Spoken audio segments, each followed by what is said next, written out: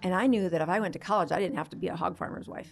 I didn't have to be a farmer's wife because everybody else I knew, if you were successful in that little town of 800, it meant you either were married to a farmer or you were the farmer. And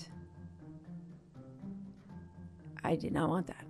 Spankings didn't work. No, did not. Made it worse. My husband just said, you just fortified her. You just built up the tolerance level. No. Something's wrong. I want to be a good scientist and say, let's at least get further analyses. We had to anyway for the Q-angio, which is going to be the final analysis. It takes the longest. The headlines in the newspaper says, the doctor who serves the homeless is now homeless herself. You have a picture of the RV. And then I get tapped to run for United States Senate. Take your story global.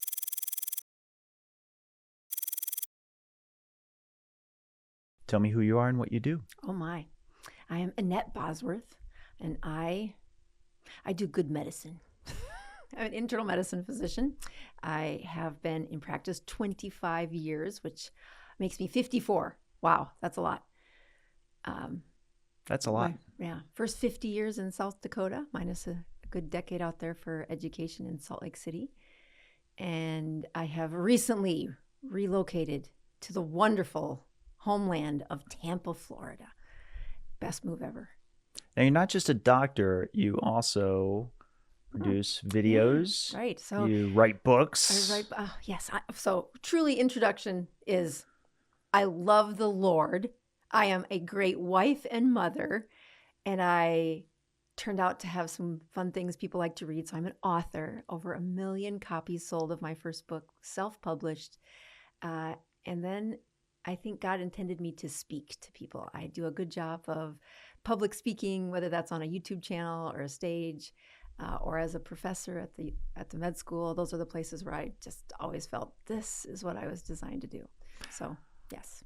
I have to get this off the top. And watching you live in person at these conferences and in watching your videos, you really are an excellent communicator. You're very good at getting a lot of these deeper nuances with biochemistry into, dare I say, folksy terminology, things that people can relate and understand. And I've just been impressed time after time watching you do it. Thanks for the praise. I think it's growing up in a town of 800 people and knowing that if you don't, you're not anonymous. In a small town of 800, I can remember being in the 7th grade, which is the first time you got to move from room to room in this one school building. So K through 12 in one building. And we had a nasty English teacher. And she was making us do things that we didn't want to do. And she was new to town. And so the rowdy kids, the ones who rode their bikes from their farms into the school, we threw eggs at her car. And before I got my bike home, my mother knew. I'm like, I can't even be that. It was like before iPhone. So to be outed before you even get home from something you did that you were irritated and you got in your gang of people and you're going to get back at the teacher. So the lack of being anonymous, I think, is what gets me in a place where I think you can tell when folks are in front of folks, especially public speaking, are they comfortable with who they are? And I think from a really young age, transparency, authenticity is what happens in a small town. And it can be a shameful place to live. Like, I knew when the preacher was sleeping with the neighbor. Everybody did. He didn't think we knew. We all knew. I knew when the fire on the main street that there was it was arson. Everybody knew except the insurance company. Those kinds of things where you watch human behavior up close and personal. And then you do it for 20 years 18 years before I went to college, right? And you don't just know somebody. You know their family tree. You know their grandmother. You know that guy's dad got cancer and the whole town went to his farm and got his crop in for him. Those kinds of things aren't like a distant newspaper article. It's, no, you show up at church on Sunday to hear what's the news. So the relationships, I think, are that authenticity and that need to say, could I explain this to my parents? Could I deliver this information to my sister? My I think that part that's what I've connected a lot of the credit to. Like, I get praise about being a good public speaker and that ability to communicate. I'm like, where did that come from? So you give God the credit, and then you start to say, but where did he really teach me that? Probably the place I wanted to get away from the most, which was a small town in rural South Dakota. That's really a great connection that you're talking about. My dad and a lot of his family are from a town that also has, I want to say 1,600, so just twice as many. And exactly what you said plays out there, which news doesn't have to go far. No. That the internet is already there, right? To the extent that the internet is just people's voices. Yeah. And it's true. What you do and how you act is reflected in the community. Mm-hmm. And it kind of really brings about some tight accountability. Huge, yeah. I can remember being in a city for the first time, and I was walking down the street and I was looking in the eye. I was in Chicago. I'm about 10 years old, and I'm doing the thing that everybody does in my world, which is look them in the eye and say hello. And I'm this, butt white little girl from South Dakota, and there were plenty of Black people there. First time I'd seen them, and I'm hello. And my aunt's like, "Are you gonna get us killed? You don't just say hello to everyone." And I thought, oh, those rules are different. And I can tell you, there's a hunger in my heart when I walk down the streets of Tampa. If someone doesn't look at me and say hello, greet you when you open the door, that's weird. You're being rude. My mother would scold you. So would the teacher. Those kinds of small town behaviors, I think it's a pulse on what that's like. I often thought when Facebook first hit, like, what do you want to know all the business of everybody for? Like, isn't that just what everybody gets in a small town? And so I've often thought the reason Facebook did so great is because they were hungry for the connectivity that should be happening in a community. But once the mass gets high enough, you become anonymous. Yeah, we'll get into that in a moment. I usually like to do this with guests where I take them back in the timeline. You kind of already brought us there, right? This is your origin story with your smaller town. When did you first know that you wanted to become a doctor? Was this that young? Was it before you had graduated high school? Oh, hell yes. 7th grade. 7th grade. Mm-hmm. I was riding my bike back and forth to school. So I grew up on a family farm, which is about 10 miles from town. The town of 600. So, like, you pick up the phone and the neighbors all have a common line at that point. Like, you can hear them talking to when you get done, I want to use the phone. That's the lady up the street 2 miles. A common line. Yes, for real. For real. Like, they're on the phone. Like, so my grandparents were there. My dad's an identical twin, and he and the twins lived in a duplex. My cousins, which you could say my half siblings, because they're identical twins, were right there in that one house. And at the age of 10, we moved to closer to town, so I could ride my bike to school at this point. 7th grade, I've been riding my bike to school for a couple of years now. And my dad has said the saying, I will give you an education, I won't give you away. Meaning I'm not going to pay for your wedding, I'll pay for college. And so there's this notion that nobody else in my family had gone to a 4-year college. My parents had 2-year colleges. And so I was excited to hear that there was an assembly in this little town. An assembly meant that at the end of the day, I think this was a 7th and up assembly, all the students were going to gather in the gym and you're going to have a speaker. The speaker were the Adams kids, and they went to my church, so I had seen them in my life before. I knew their parents and their grandparents, small town stuff. Yeah, I know who they are. They were coming home and giving an assembly on college. And I thought, okay, I can't wait to ask them some questions. I don't know anybody that's gone to college. So they'd give this talk about this major colleges in South Dakota and how they'd gone and what they'd done. And I'm the first one to raise my hand. And they said, okay, you're sitting on the first bench. I can remember the scene so well because it was so disappointing to me. I said, well, what's your job? And they both kind of looked at each other and said, well, I majored in trumpet, and the other one majored in another musical instrument. And they were the Adams family. They were very musical. They played all the stuff at church. So the talent was there. They didn't have one of those things. They didn't have anything they were doing after college.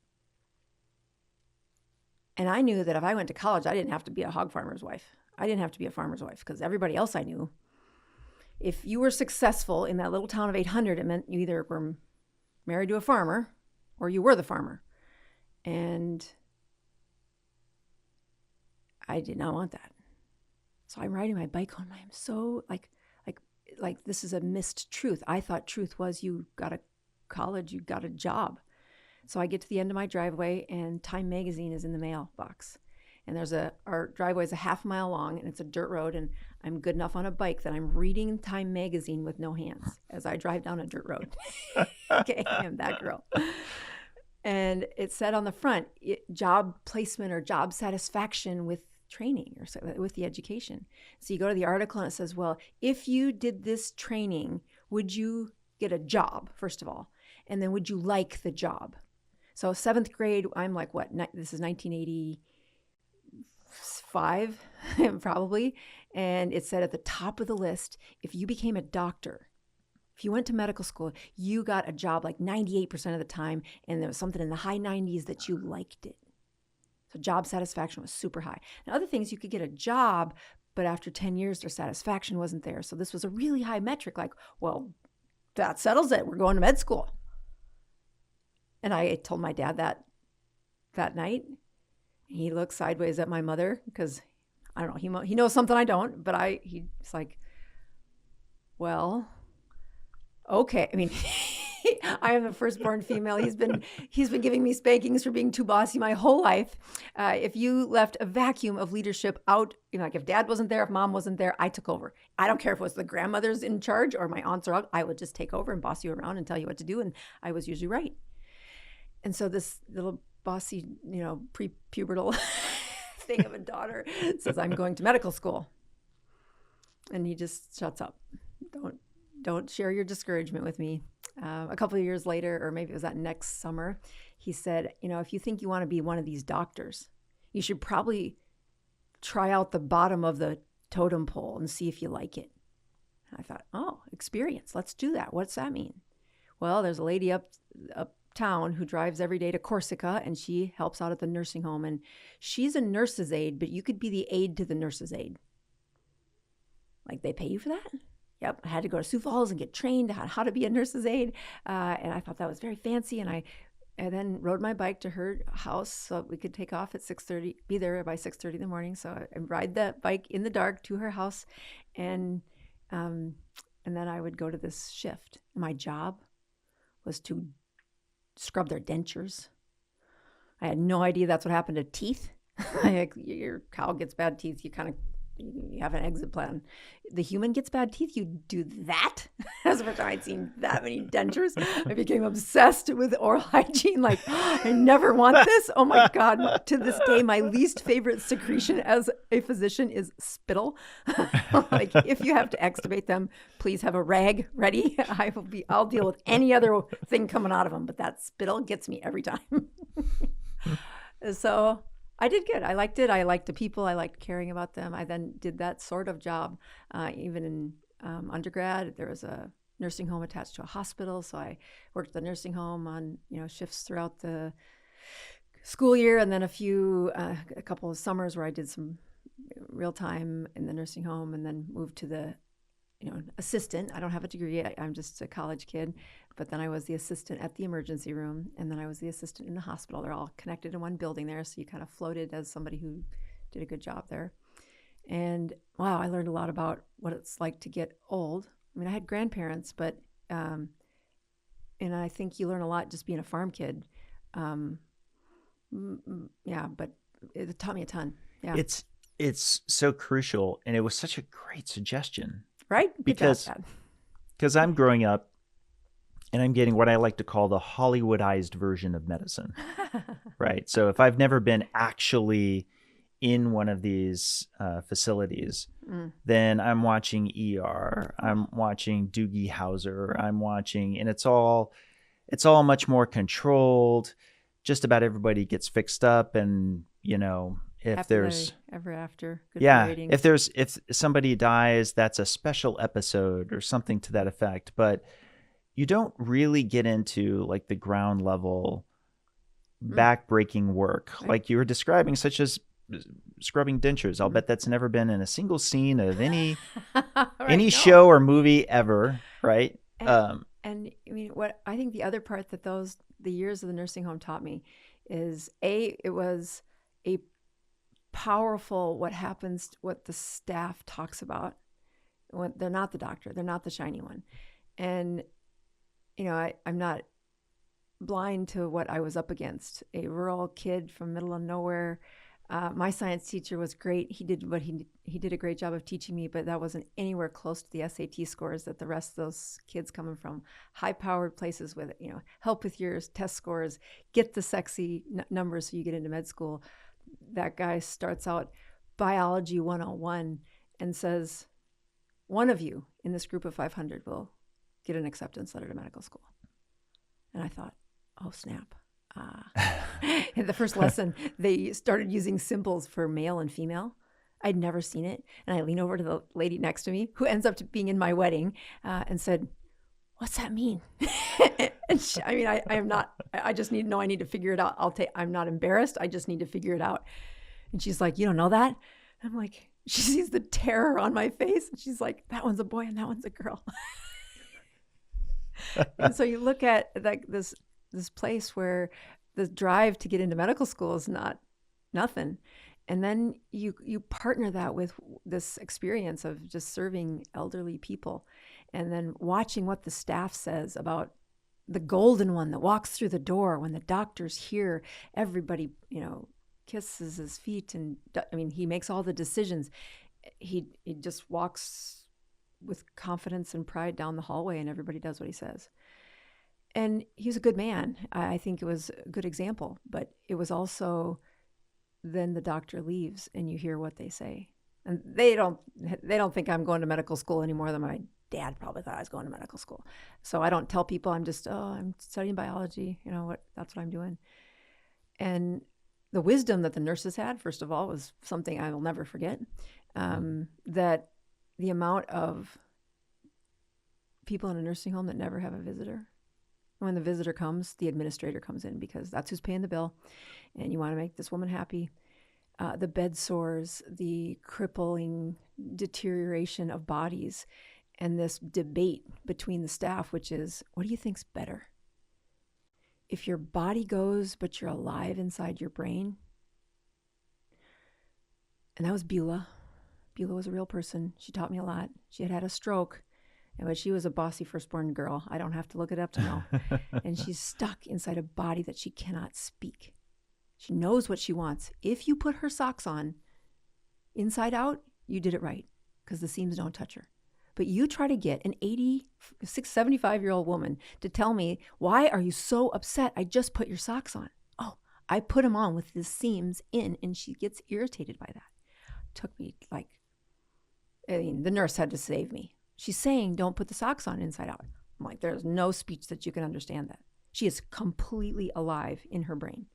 Her body is dead on the outside. It cannot do what it's supposed to do. It's gone. So what's better, that or the woman who taught me the word p-rodding, which apparently was an old-fashioned way to say sex. And she'd get in she's completely Alzheimer's. Didn't know you from the next, but she had a hyper Alzheimer's personality where she'd get in her in her wheelchair because she couldn't walk anymore. And she's, I'm going p-rodding. She's completely dissociated from her body and her behavior. Like she would be so embarrassed to say that out loud to everyone she meets. And of course, I didn't know what that word meant for like the first 6 months of working there. But this is a striking difference. She has no clue what she's doing. But her body is not going to die for a good 15 years. And she didn't. And the other one is alive inside. And she stays alive because I feed her and we do the things her body can't do. And then you just hear which way would you pick? And that was a real debate that nobody, obviously there's not a right answer, right? You just say, you get to watch them. And God, both of them suck. But you're already facing the less glamorous Right. medical stuff, right? Well before you've decided. I mean, this is why it's good advice in general. I think that if you can apprentice into the thing that you're considering that takes 8 years of school. Because then you get there saying, oh, snap, I don't like people. There are doctors who don't like people. I'm like, that's not a good plan. Well, and I'd be curious if we ran a survey today. Oh, there probably are surveys today. Job satisfaction? Oh, are you going there? Oh my gosh. It's so radically different. But at this time, this is we're close in age. So this is the 90s, 80s. I graduated in 1990. What'd you graduate? 92, okay. I believe. And you should know your high school graduation off the top of your head. You don't have kids. It's the age. If you miss birthdays, you're called demented in my clinic. And if you miss the age of your, like I'm doing brain screening. Yeah, but it's going to be hard to screen my brain because I was forgetful from day one. So in my defense, but at that time, lawyers, doctors, lawyers, those are the two star professions. Oh, you're going into that? I mean, of course, if there was room, be an astronaut. Sure. Cool. Right. But I roll my eyes. Yeah. But I myself, for a little while considered law and actually watched court TV back in the day when it started.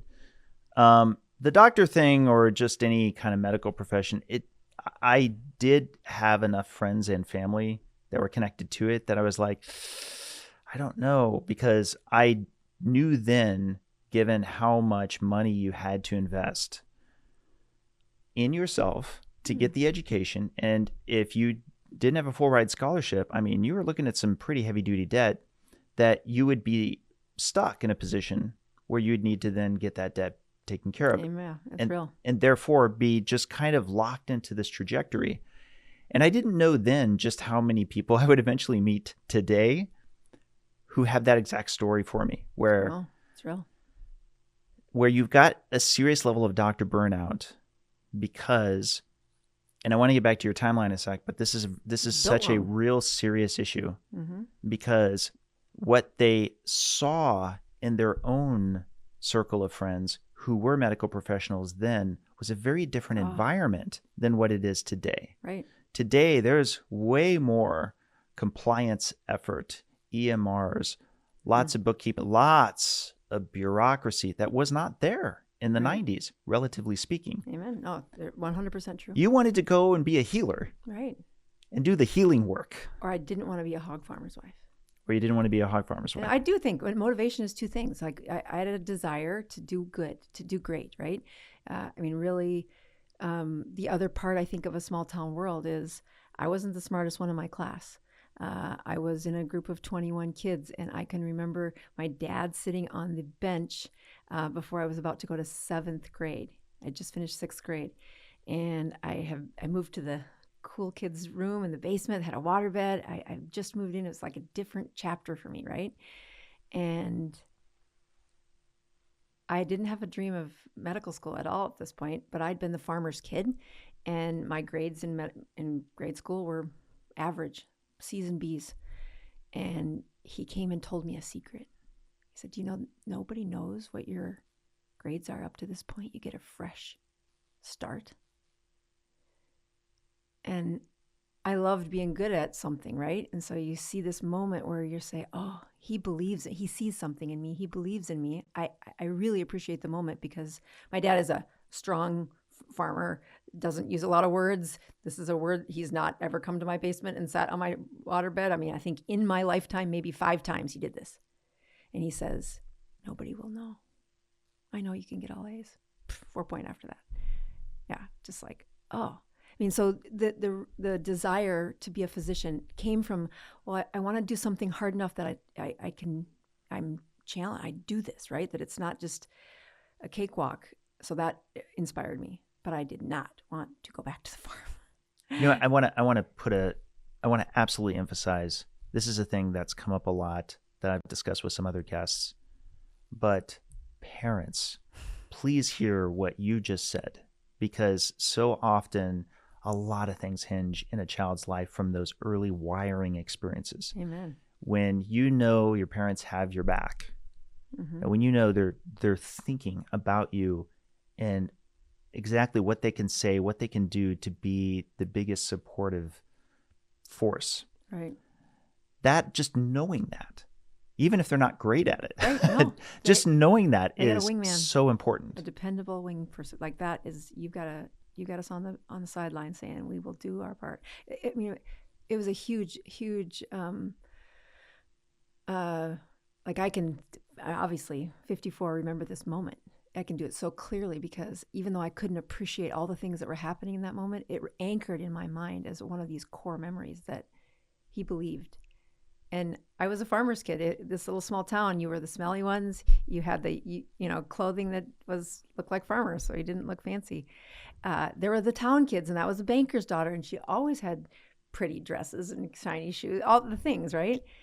And it's not like that wasn't a possibility in our family. It just wasn't you had a label in this little town. You were the farmer's kids, and they were lesser. Now, I know now they're the heart of America. Oh, yeah. Yeah. I think the guy, whoever, remember MacGyver, where you just say he could, now if you go back and look at MacGyver now, it's not nearly as impressive. But in my brain, whenever I was watching MacGyver, I'm like, yeah, he can take a paperclip and turn it into anything, just like my dad. And that is because there isn't anybody around to do this, and you have rural and innovation and failure and trial. That's something I'd see from my dad and my dad's dad is, yes, it's part of it was just, you're out in the middle of nowhere. Yeah. You're out in the middle of nowhere, and it's like, oh, XYZ broke. Right. And in those days, well, we better fix it. Right. We got to do it. Right. So a lot of things were built literally. Oh, duct tape is a great solution for a lot of things. Everything. And so this it embeds in you this sense of pull yourself up by your bootstraps, work with who's with you now. Because we're going to drive another 4 hours to Fulton or something like, no, we can do it. We can do it with what we've got in the shed right now. Yeah, the time it would take for you to innovate and figure it out. And then there's that sense, I think that's real, that I think he got pride when he figured it out. Right. So and then that was a core family trait. Like, you couldn't figure this out. I remember going to visit my aunt who lived in Iowa, and I was like my first away trip that was out of the town. So I went and stayed with my aunt for a week, and she asked me to go hang up the clothes, and the clothesline was twice as tall as me. And so I walked back into the downstairs bedroom, got a hanger, and I'd pull the hanger down and climb on there. And I remember, I don't have a memory of doing that. I have a memory of overhearing the adults saying, "Oh, she just went in there and figured out how to get those clothes on the hanger. We knew we sent her out there not being able to reach it, but what's she going to do?" It speaks to you're in this family that figures things out. And then you got the pride of them telling a story about you that did well. I mean, I think that's yeah. So I want to zero in on something. You determined 7th grade that you are going to become a doctor, but there's the kind of doctor you ultimately become. Mm-hmm. Were you now fully into med school before you were finding that out? Because it's terrible. It's terrible what they do to you. So my awareness of physicians is this nursing home experience.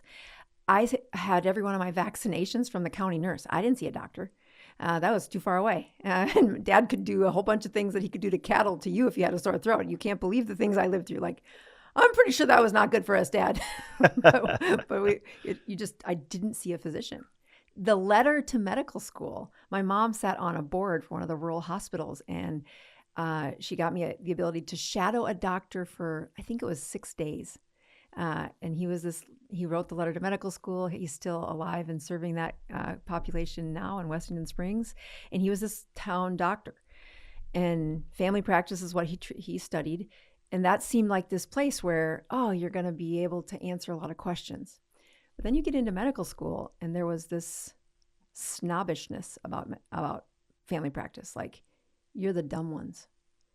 And not my language, but that's what the ethos was. Like, if you're the smart one, you become an ophthalmologist or a dermatologist, because you're going to have the highest scores, and you're going to need to get these residencies that are really highly coveted. Why? Because there's money behind it. But the family practice team, now I think they're the heroes, but that's my point of view of the world, and that's like, wow, they don't get paid as much. Oh, wow, anybody can get into one of those practices because they work their asses off. Okay, so that's the groundwork that you see, and it's South Dakota, so they have a high emphasis on primary care. The rural medicine needs primary care. But I'm at this place where you're a third year in medical school, and you haven't seen shit for a hospital or doctors. You're just done books. I mean, the only exposure I have to, is this profession going to be good for me, is my own kind of, life experience through that nursing home.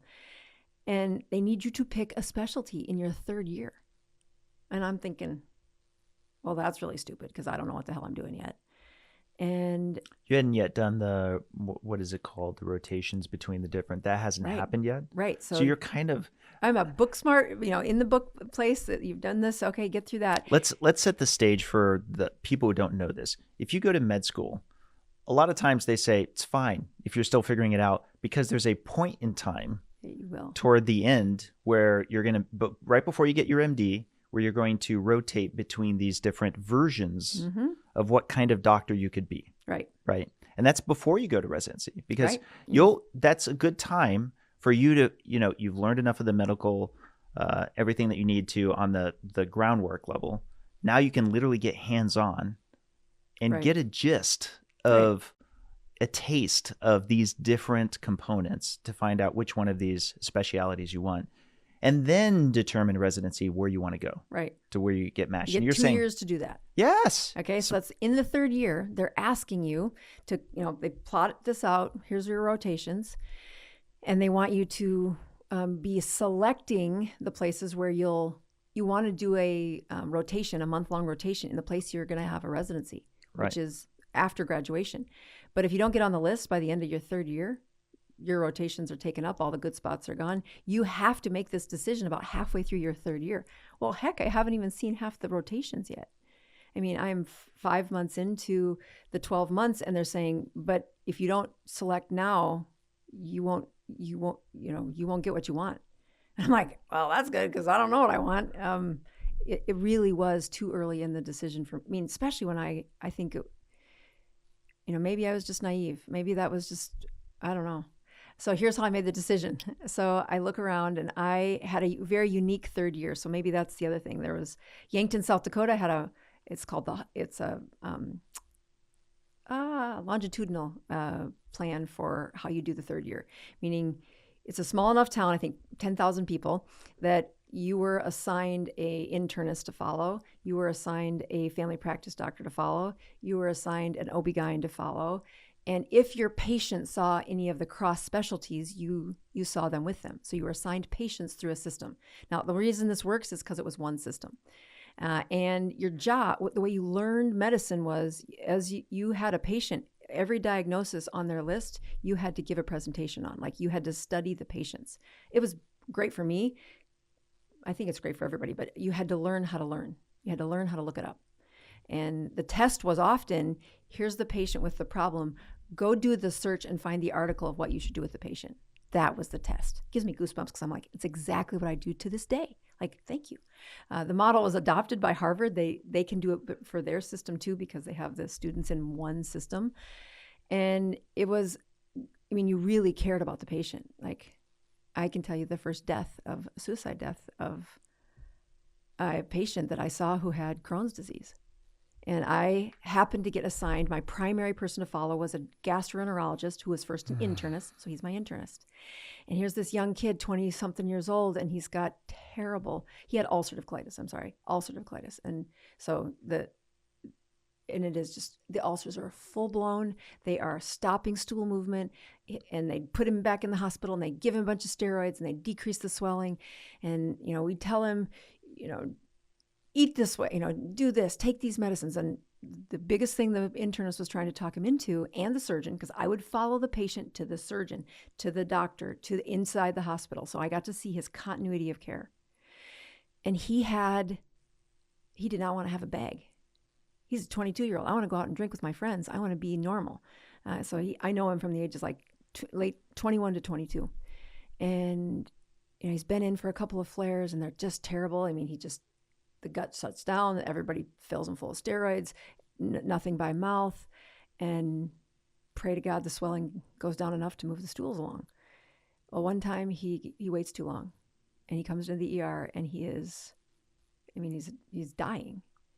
And under the illness, he couldn't make his own decisions, and the doctors cut out his colon and gave him a bag. And within the next 3 months, he commits suicide. Or you say that patient's soul, the spirit of what they were trying to do. And I don't, you look at that from the patient's point of view, you look at that from the doctor's point of view. They were trying to save his life. He was saying this was my no button. But what hurts me to this day is nobody frickin' changed his diet. Yeah. Diet never even came up, right? Never even came up. High fiber, I might have heard that. But I heard it so many times, I couldn't even tell you that's a memory in that patient's case. It's just a giant, really the best term in my opinion is blind spot. It's just a blind spot. It's not just that it's dismissed. Right. It's that it's just assumed to not be don't even put it on the table. The diet, what are we talking about here? Ulcerative colitis is a medical condition, right. and therefore it needs a prescription. It needs or the two major tools that doctors have at their disposal. Either some form of medication, and hey, I've heard about this latest one or the next one or what they're working on now, or surgery. Those are the two major tools in the toolbox, and they're the serious tools. Right. Diet. You should be serious, right? You should work on your diet. You should also work on your exercise. But it always feels like in the way it's presented. Placated, yeah. Yeah, it's kind of like but that's a you thing. That's what you should do. I mean, for your medical condition. We need to talk about the real tools. And so I myself as an engineer coming from the outside, coming into this stuff, I was like, oh, great. I had this sense that doctors were excited about the mechanistic aspects of the illnesses. And don't get me wrong, it's a spectrum. There are many doctors who are super sharp, genius level, awesome. But there are a lot of doctors who just truly, it's like a menu of the different kinds of treatments. And I'll tell you, you look back, this internist who was the GI doctor, he goes on to be the dean of the medical school in South Dakota. But when you spend his shadow for a year, you can't help but know them as a person, right? He had this insecurity that he wasn't the smartest one in his class, right? He wasn't the best, but he was super smart. I learned so much from that man because he took time for the patient. He taught things in a way that you didn't have a stupid question because he really just embraced it where you were at for the learning and took you to the next level. Brilliant doctor, Dr. Ridgway. And that journey of watching him care for this patient and then knowing how much he did not want to have a bag. He honored that patient, how much it was heartbreaking to hear, he wasn't there the weekend it happened, and what happened, he didn't want a bag. He didn't want that outcome. And, one of the rotations is to follow the psych team. And in that little town of Yankton was the state psychiatric hospital. So you got to see the most advanced of the advanced. He never made it to the psych team. Nobody did that. It was all the stuff that happens in medicine. There's not a chapter book to say what happens, those 6 weeks before they commit suicide. How do you find that? And if you're studying in a psych hospital, you miss that. They're already in this realm. That I wonder, would Dr. Ridgway, how sick would the patient get today before he would say something as humble as eat a ketogenic diet? Yeah. I don't know that he could do that. I cannot see the words coming out of his mouth. Well, and we'll get back to that. Let's jump back to you ultimately do come to a decision. So here's the decision of how I made it. I said, so I'd go home probably once every 6 weeks or whatever. I get to see my parents, and they would have a list of questions. And sometimes I had to go take the questions and ask the doctors, what the answers were. But if I had the answer from the internal medicine doctors, it was a thorough enough question that my parents were satisfied. So if I had learned the answer from them, the internist, that was perfect. That was no, the other part was it gave me a little bit of a launching pad. If you are an internist, you can then become a cardiologist, an oncologist, a pulmonologist, all the advanced specialty you still have the ability to do. Now, you can do that as a family practice doctor, but it's just a lot harder to get into the residencies. If you're an internist, if you're internal medicine first, then you have a better shot at all those things. Well, what's exciting is the concept of not just being in medicine, but being a detective. Oh, absolutely. I mean, that's the basis of House MD. Did you watch that show? I did. I thought, I think very strong character. I love his character. Quite the asshole. He plays it well. And I know him 100 times over. I know that guy. Yep. You're like, yep, that's a real thing. But it's great. It is the puzzle in people's internal medicine. When you tell people you're an internal medicine doctor, they say, does that mean you take care of the insides of me? It's a terrible name. I summarize it by saying, if you go to an internist and they don't know what's wrong, you're going to die. You are the end of puzzles. You are the one who says, oh, I think this is how you put all these threads together. That's your job as an internist. Chronic disease management is what you'll see, like how do you get them to the next level of pathology without dying, instead of how do you heal them. That was never what was on the list. It was how do you mitigate the demise, and it means you got to solve for the root problem and have a plan based on that. So I've never had a chance to interview somebody who's been in that specialty of medicine. What happens next? I don't imagine you're remaining in your small town. Right. You have the ticket out. Yep. Where are you going? So I picked the residency that had the best electronic medical record system. And this was such a cuss word at the time. 1998 is when I graduated from med school. And Salt Lake City, Utah, LDS Hospital and University of Utah. LDS Hospital had the best EMR, according to what my research could be in that year, right? Like there's not the internet. And for the youngins, we're talking dial-up AOL days, right? Exactly. So but these guys had unbelievable processes for keeping track of what you're doing, how you're doing it, and did you make a difference? That is super cutting edge for that time period. That would have been really something. In fact, one of the rotations I did was in a place called shock trauma. So I'm a med school student now. I'm flying there to see, can I do this and you don't get to be in shock trauma as a med student, but you get to have a couple of days while you're in Salt Lake City being just an internal medicine med student, that you get to see shock trauma, but you've heard about it. It's this place. They have 8 beds. It is where the best of the best scientists come together to keep people alive that have either been through a major trauma or in septic shock.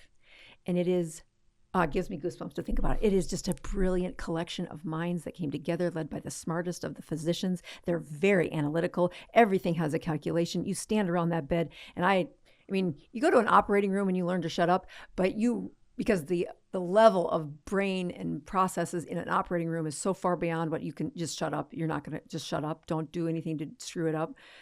But when you went to a shock trauma rounds, so you're standing around a patient who's intubated. They have more bells and whistles and machines than you can put names to. And there are 8 to 12 people that give a report on what's up with this patient and what's the decision you're going to make. I loved it. It was like you took a small town and took all the smarty pants and you put them around the sickest patient. You said, what's the plan? And you better have science to back up what you're doing. It was so fun. I loved it. It was a place everybody was scared of. And I'm like, no, look what they're doing. And I have a terrible story to tell from it, though, that, it doesn't take me long to say that's what I want to do. Go for it. These people are my people. This is exactly, it's calculatable. It's science. They are standing around. They're making really cool decisions. And I don't understand half of what they're thinking of right now, but I want to.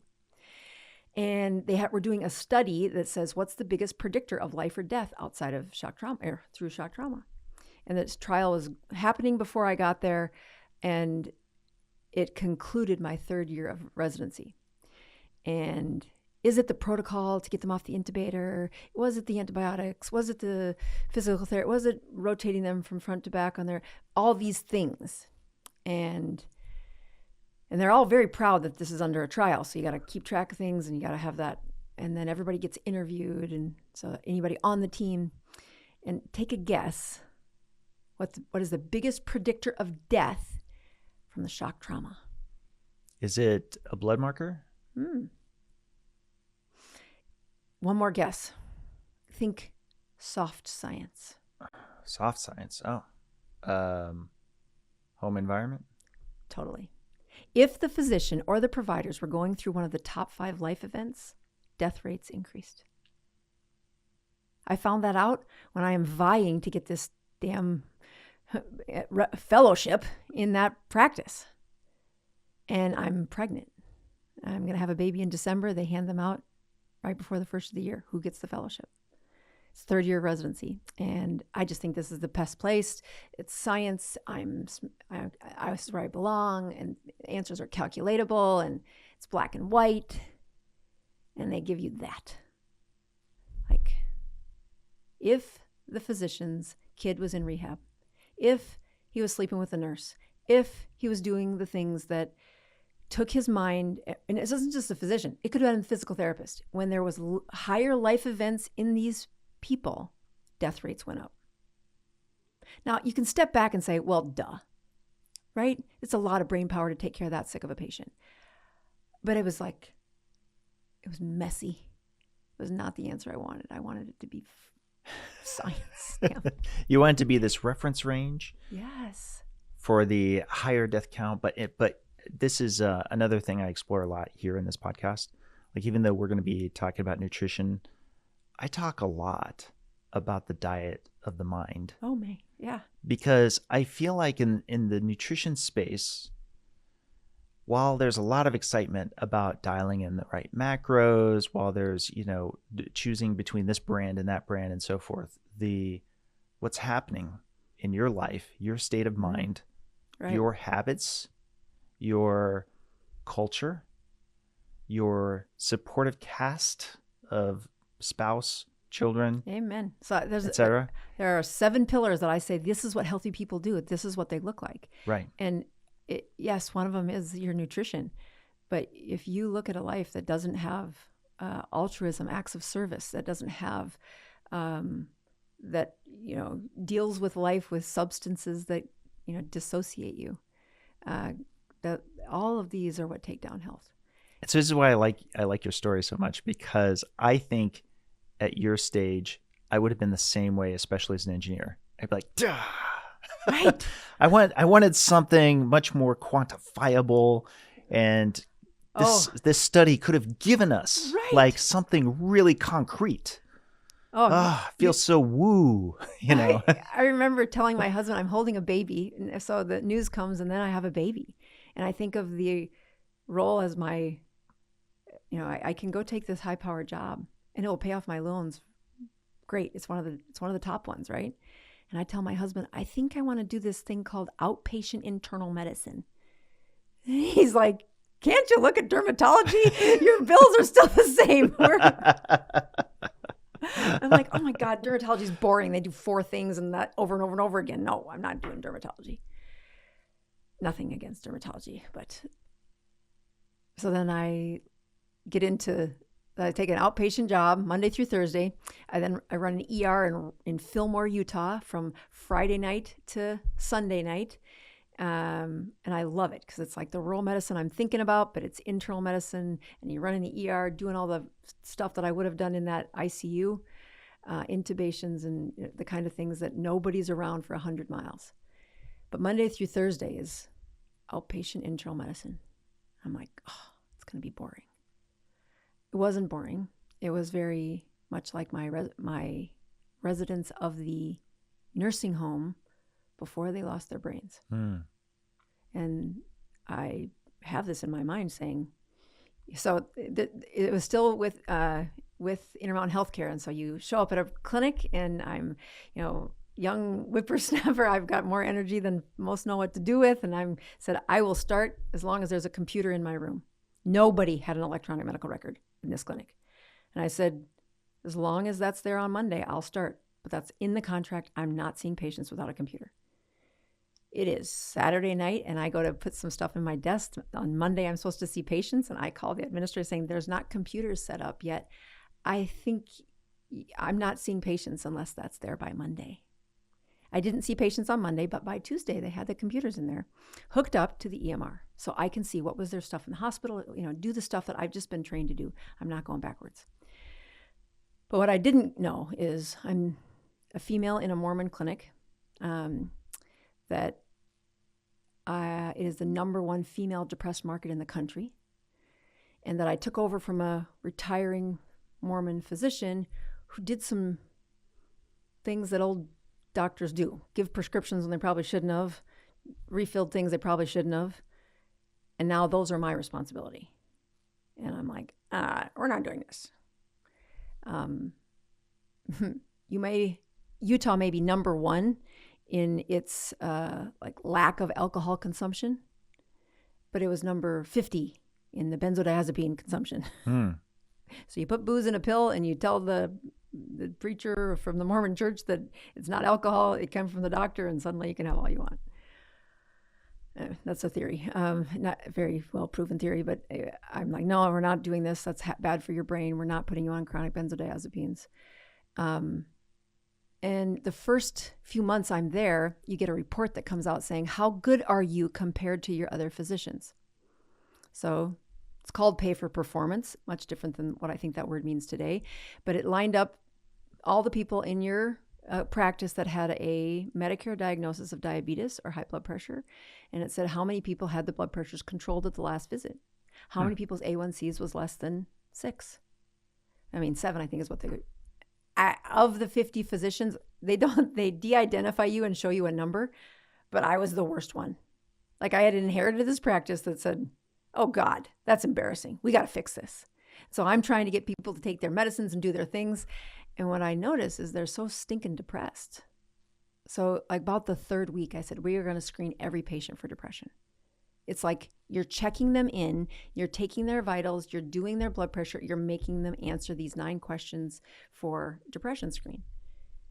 And I went through almost 500 patients for the next year and a half, screens, before I got somebody who was not depressed. Dave, it was everyone. Like, why is everybody score so high on this depression thing? Wow. And if you want me to fix their damn diabetes, they don't give a hoot. You need to fix their brain. And you want to see how disruptive I am? So I exit residency. I'm in this town, it's a sugar house, and I'm still the bossy firstborn female that got too many spankings for being bossy as a little girl. So I'm going to take over I'm in charge of. Who's going to tell me what to do? Spankings didn't work. No, did not. Made it worse. My husband just said, you just fortified her. You just built up the tolerance level. And I am told that you need to make the community aware that you're here for the, like you're new in town. That's how you get people to know about you. So I said, okay, how do I do that? Advertisement? No, we've learned that the best thing you can do is offer a lecture and they'll come to the clinic and hear your lecture. I'm like, okay, what do you want me to talk about? They said, here's a list. And so I said, well, blood pressure, okay, osteoporosis. I said, well, if they've had a DEXA scan, that'd be great. Bring your DEXA scans. We'll talk about the DEXA scans and talk about osteoporosis. Like 4 people showed up. I was all ready, had my slides. I was like, this is fun. Okay, that didn't work. So then I do it, and it's on a Wednesday night, so I got to go home, get the kids supper, and then come back and give this lecture. And I did a couple other ones. I think it was the 3rd one where the office manager had come by, and she said, are you going to do it again this month? And I said, yeah. What's your topic? I got it figured out. Oh, do you need to put anything in the newsletter? No, just let it know I'm doing another one. Because I'd been seeing these mostly women come to the clinic and they've got depression.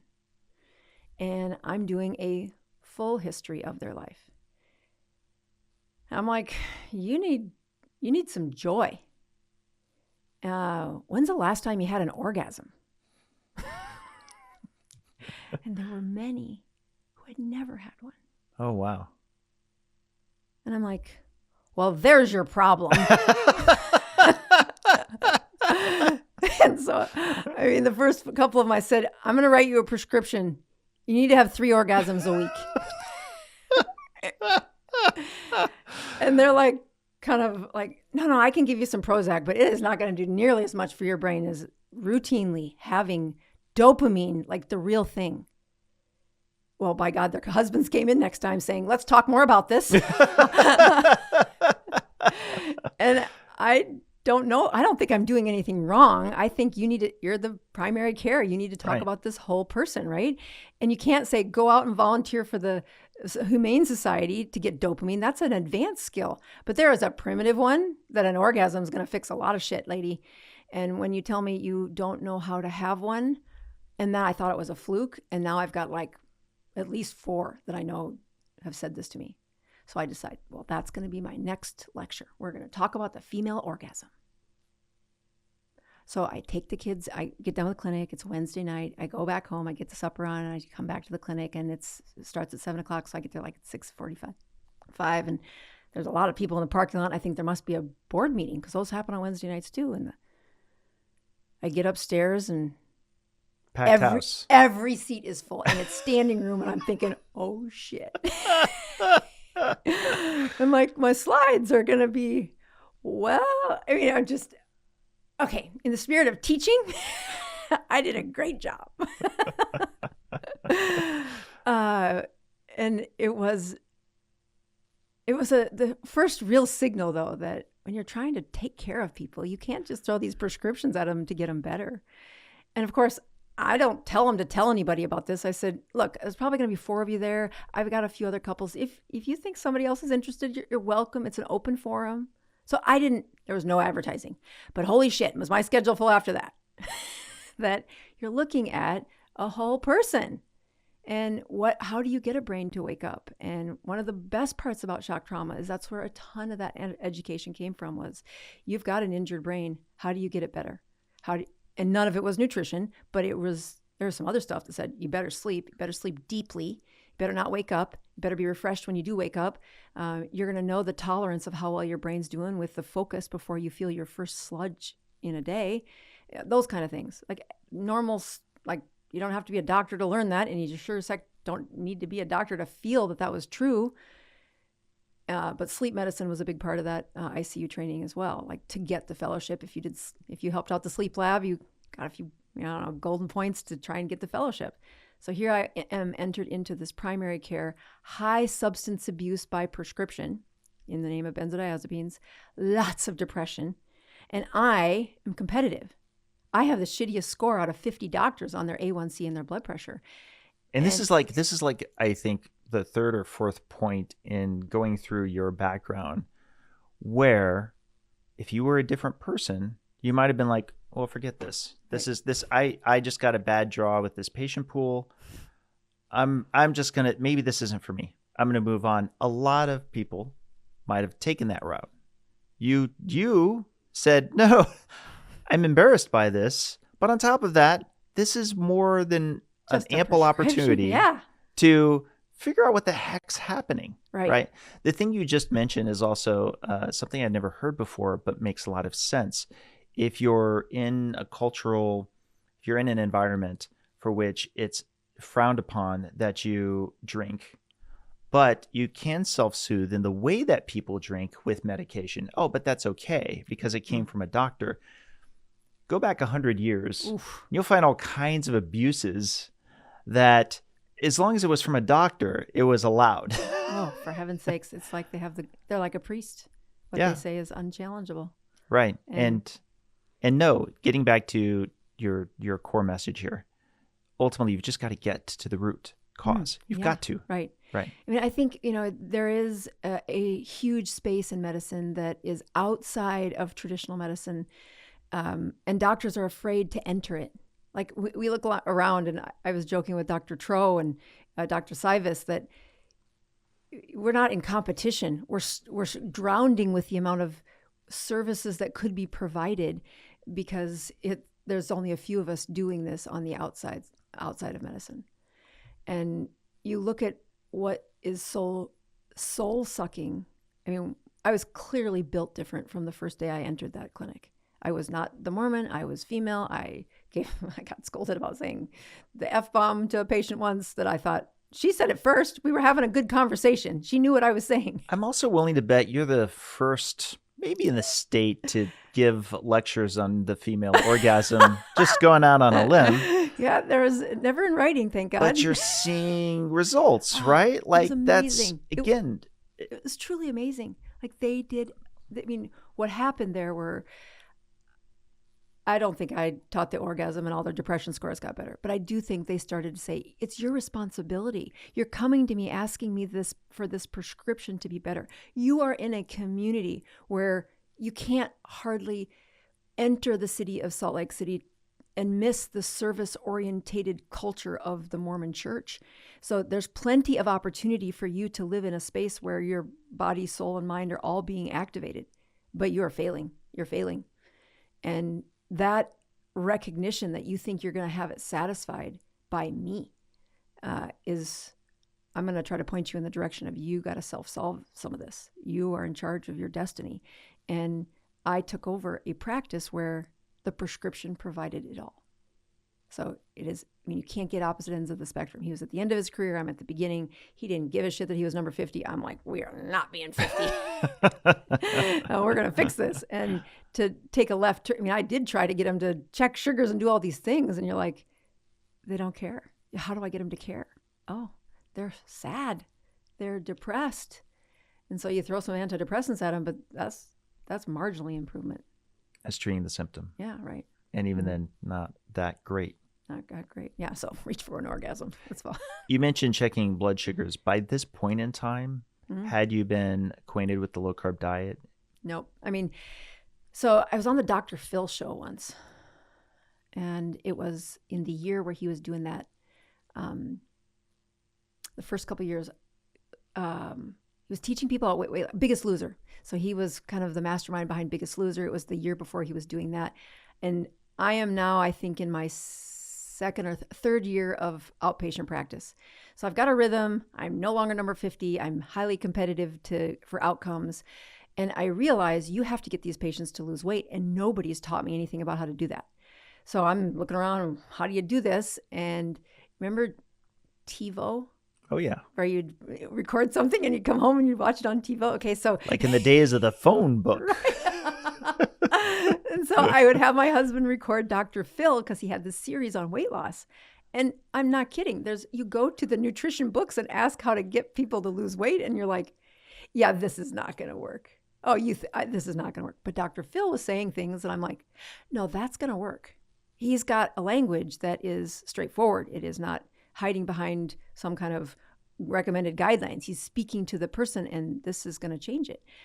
And, it leads to Biggest Loser, which is not low fat, but it was a lot of energy put towards how do you speak to patients in a way that you can get them to see you have to take accountability for some of this. So I was copying Dr. Phil. I had Dr. Philisms in my head because I'd studied this damn TiVo thing. Oh, my husband's in the other room, and a pop-up comes up on the computer where he says, do you know anybody that quotes Dr. Phil? And he writes in, kind of pissed off, that my doctor wife uses your language all the time. If you could shut her up, I'll pay you. Within 48 hours, the Dr. Phil team has landed at our house for a filming between Chad and I. What? Of mimicking Dr. Phil. Wow. Yeah. It was so we've tried to find the episode. We can't find the episode. It's very entertaining. But the point of that was I was hungry to say, how do I teach these patients to get the weight off? And what came out of Dr. Phil, it took probably the language was better, speaking truth that's not written in a textbook, but it's totally something my dad would say it's real. You can feel it's true. And then the South Beach diet came out. And when I was putting patients on the South Beach, it was like all of their carbs came from fiber or something, right? It was less carbs than they were doing. And it was finally a book that I first could step behind saying, I'm getting results. Like they're getting off blood pressure medicines when they do this. They're losing weight. And so that was my first step towards low carb. And that's still back. South Beach has done that for a while. By the way, I'm having Arthur Agatston on. Oh, that'll be super fun. That's getting booked. But yes, who, by the way, is the father of the CAC. But yes, many would say, and I would as well, that the South Beach diet is almost like a stealth introduction to low carb. Right. It's not truly technically like overtly low carb. Right. But it's taking you pretty strongly in that direction. And I'm telling you, Dave, I got results, which was because I'm tracking every visit. I'm an electronic medical record. The reason I'm ranking so high is they're still using paper charts, damn it. And I'm tracking things where I don't care that you haven't seen me in 6 weeks. I need you to go get your thyroid drawn. I need you to get your blood work done. Nope, I'll just write you a lab letter. You don't need to see me. Now, I got in trouble for that too, because if you don't see them, bill them. I'm like, I don't give a shit. I just need their numbers. So results driven. You sound like an engineer. I don't know what to say there. And so then I would say, you cannot come to your doctor's appointment and get your lab results. Your lab results will come in. I will write you a letter. You must read the letter before you come in so that I'm not barfing information on you. You're asking me the questions about the results, which is way more rewarding. And so I got to be a mastermind of writing lab letters. Everybody needed a lab letter. And they needed a week ahead of time. If the nurse checked them in saying, oh, you haven't read your lab letter, sit there. We'll put the other patients in front of you. You have to read this before you see her. She won't see you without it. Nice. You don't have time to wait. Come back when the next opening. I won't see you without you reading it. You have to see what I tried to tell you. Because it's very frustrating to say the same thing over and over and over again. But when you write it and you have this programmatic way, here's what your kidneys did last time, here's what they're doing this time, here's what I think you should do, here's what I think we're going to do with your medications when you come in, be ready to talk about this. So now you're not just like, people come in and they record the setting with the physician, you're like, that's because they're trying to fit it into 20 minutes, and you cannot deliver and then receive all that in, as far as feedback, all that in one swipe. So the lab letters were brilliant. That's how I got to be number one. Mm-hmm. I got to be number one. Of course I did. But in that same process, we really had patients taking ownership of their results. And I went back and was rewriting some of my lab letters, the hot text or whatever they're called. And I still had South Beach in a couple of the old hot texts because it just been a long time since I touched that. Because it really did work. And it was enough. I mean, it's not nearly the outcomes we get now, but it worked for a reason. Yeah. I think between that first 3 or 4 years of really learning how to enjoy outpatient medicine, I mean, it had to become analytical for me or I was going to run. I mean, honest to God, when I started giving out those PHQ-9s, which is the depression score, I'm about 3 months in and I'm telling Chad, I think I made the wrong decision. They're all depressed. It's difficult to make a move. And what happened over those 3 years was the analytics became very exciting to me. Like, oh, look at how much better they get. And I learned you could fire a patient. Yeah. Yeah. Like, I have seen you 6 times. I've given you this instruction many times. I'm here to help you. I don't think you're ready for me yet. You should go to a different doctor because I don't want you to just come to me until you die. I want you to come to me until you're healthy. And there's none of that happening here. You're not in the right place. I will engage if you engage. So we actually fired 1 a year is what happened there. The nurse got to decide who. I feel like a lot of times the concept of firing has too much of a pejorative weight to it because sometimes it's just not a good fit. Exactly. I like to use I weighted tables when I was working my way through college. And I would bring up this example all the time. Please tip good waiters. You don't need to tip really bad waiters. You might think, oh, goodness, they don't make as much. But that's the reason for the tipping is if the service isn't that great, then that's supposed to be reflected in the tip. Amen. Yeah. And if you're just tipping mediocrity, then they have less incentive to leave. But there's a stack of waiter resumes sitting in the back office. Mm. And there's somebody else who's waiting to jump into that role and would be willing to put in the level of service. Exactly. But the thing that's often missed in this story is that the person who didn't like their job such that they gave bad service felt kind of handcuffed to it because it just barely made them get by, not realizing that even if they got fired, they might find the job they really did like. Exactly. Right? And I often think, had I ended up in the ICU where I was not with patients, I mean, you're with a comatose, you're with the staff, you're with some brainiacs that have a very similar personality that is not always fun to be around. I mean, it's fun to watch them perform, like that high-powered brain moment. But it is the joy of the person that really is the long game for me. Like, I really enjoy that relationship. And I think that comes back to the, origin story of, oh no, my mom knew about those damn eggs before I got home. In a community where that connection isn't fake, where it's real, or I'm going to give you a prescription for an orgasm. I mean, that level of, I want you better. I want to help you. That's what I'm doing here. And medicine does not reward that. No, No. and that's its own. There's a while on this, I'll just mention one more thing. The name of this podcast, the Feldman Protocol, came from my very original. I was proving that I could overconsume a ketogenic diet and my cholesterol levels would plummet, and that proved the core principle of the lipid energy model. Well, so I didn't call it the Feldman Protocol. I called it the extreme drop experiment, blah, blah, blah, something too long and winded. And people would just call it the Feldman Protocol. Well, they saved you. Yeah. Well, so they would start doing the Feldman Protocol to, quote unquote, make their doctor happy. And more I was like, I don't love that. A, you're not getting good numbers. You're perturbing your numbers. B, if you have a relationship with your doctor where you feel that you need to effectively deceive them, then why are you even going to a doctor? What are you doing? What are you doing? Right. Like the job of the doctor, they're supposed to be a health consultant. Yeah. And don't get me wrong, often there ends up being a power dynamic where the patient feels the doctor is the god, and the doctor in kind can kind of fall into that role, but that's neither good for the patient nor for the doctor. Right. It's at the end of the day, it's your health. It's your decision. They're supposed to meet you where you are. Right. But you don't want to be in a position where you're so concerned about an upcoming battle with your doctor that you both can't have a productive relationship. So how many of those people have you met in your medical career? Like you getting your labs done, having these struggles with what do I do with this? And then did you genuinely find somebody who was like, let's hold the space together and talk about this, of what you're doing and what you're upset about, what I think you should do, what you shouldn't do, like that real genuine moment? Can you name and recall providers that did that?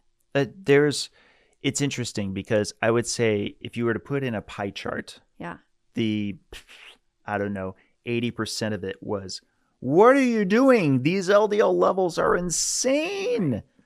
We would have people, when we started the Facebook group, we'd have people constantly arriving. Their first post is, my doctor said this is the highest they've ever seen. In their whole life. In their whole life. Career, yeah. Going back to 2017, 2018, et cetera, right? You're just getting post after post. The pie chart started shifting to where now I'm going to go on a limb and say probably about 30% of posts, somebody says either, yeah, I thought I might be a lean mass hyperresponder, and or, yeah, my doctor says he thought I might be a lean mass hyperresponder. That's crazy to me that it's propagated that much. Now, to be sure, still get plenty of posts where people are saying, this is the highest my doctor's ever seen. But the phenomenon of this has shifted. What I also like is in those communities, in our Facebook group, it's now 14,000 members. It's crazy, 14,000 people. They know this opinion I just now shared with you, that I want people to work with their doctor. Yeah. That's not to say, do everything your doctor tells you to do. Right. Regardless of what you think, how you feel, because nobody will take ownership of your health like you will. Right. Oh, that is absolutely, if I think of the underlying theme that started way back, first few patients was Mr. and Mrs. Bird, my first two patients, where they were the traditional, we're coming to you, doctor, tell us what to do. And I was like, what do you think you should do? Very vulnerable moment. I knew what to do. I mean, I could say this is what the plan is, but why do you think it's all up to me? What do you think of those numbers? They were there checking their blood pressure. And to look at that partnership is what is the best. I mean, that's the only long-term game for a patient. That I think what is soul-sucking about many of the job satisfaction as a physician is you have 80% of your decisions are supposed to be made by this algorithm tree in medicine that blah, if you do this, do that. If they get this, do that. Order this, do that. If symptom comes out, do that. You might like my term. I sometimes call this bold-faced type medicine. where the doctor's coming in. They didn't do the thing you were just talking about. They're literally looking at the blood work as they're walking into the room. There's like 15 minutes. And what are they doing? They're going, yeah, CMP looks good. Oh, but your glucose, which is in bold type, bold type medicine. I get it. It's up here at 103, which is above. Okay, well, 103 is not too bad. Oh, but this other one that's in bold type, that's down here, you're 20% above reference range. And therefore, I find patients do well on this thing that matches that particular marker, right? And I remember I said this actually to Sharon, I want to say way back in 2012 after I'd moved here.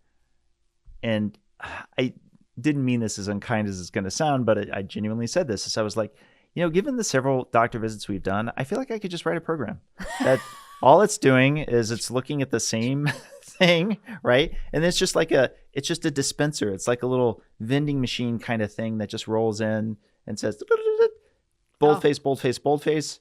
And it just dispenses what the, prescription medicine is. But did you see Elon Musk about a month ago talking to a medical school students saying, you shouldn't go into medicine. I'm going to be there and I'm going to take over. And even my robot designed surgical approach is going to have less errors than you, have better outcomes than you. And you guys are so algorithmic. It's just a program. So, and I'm like, he's right. He is right. Yeah. You want to do a good job on the boards? Know the algorithm. You want to do a good job of serving patients? You can look up the stuff you don't know. You got to look at the patient. You got to be in their life and say, the goal is not to die this week. That is to live fully. Right. And that doesn't, all the little, and when you hear of patients getting that response, and I have some incredible stories from the last couple of months where, my course of medicine, what I learned very quickly is I do not belong in corporate medicine.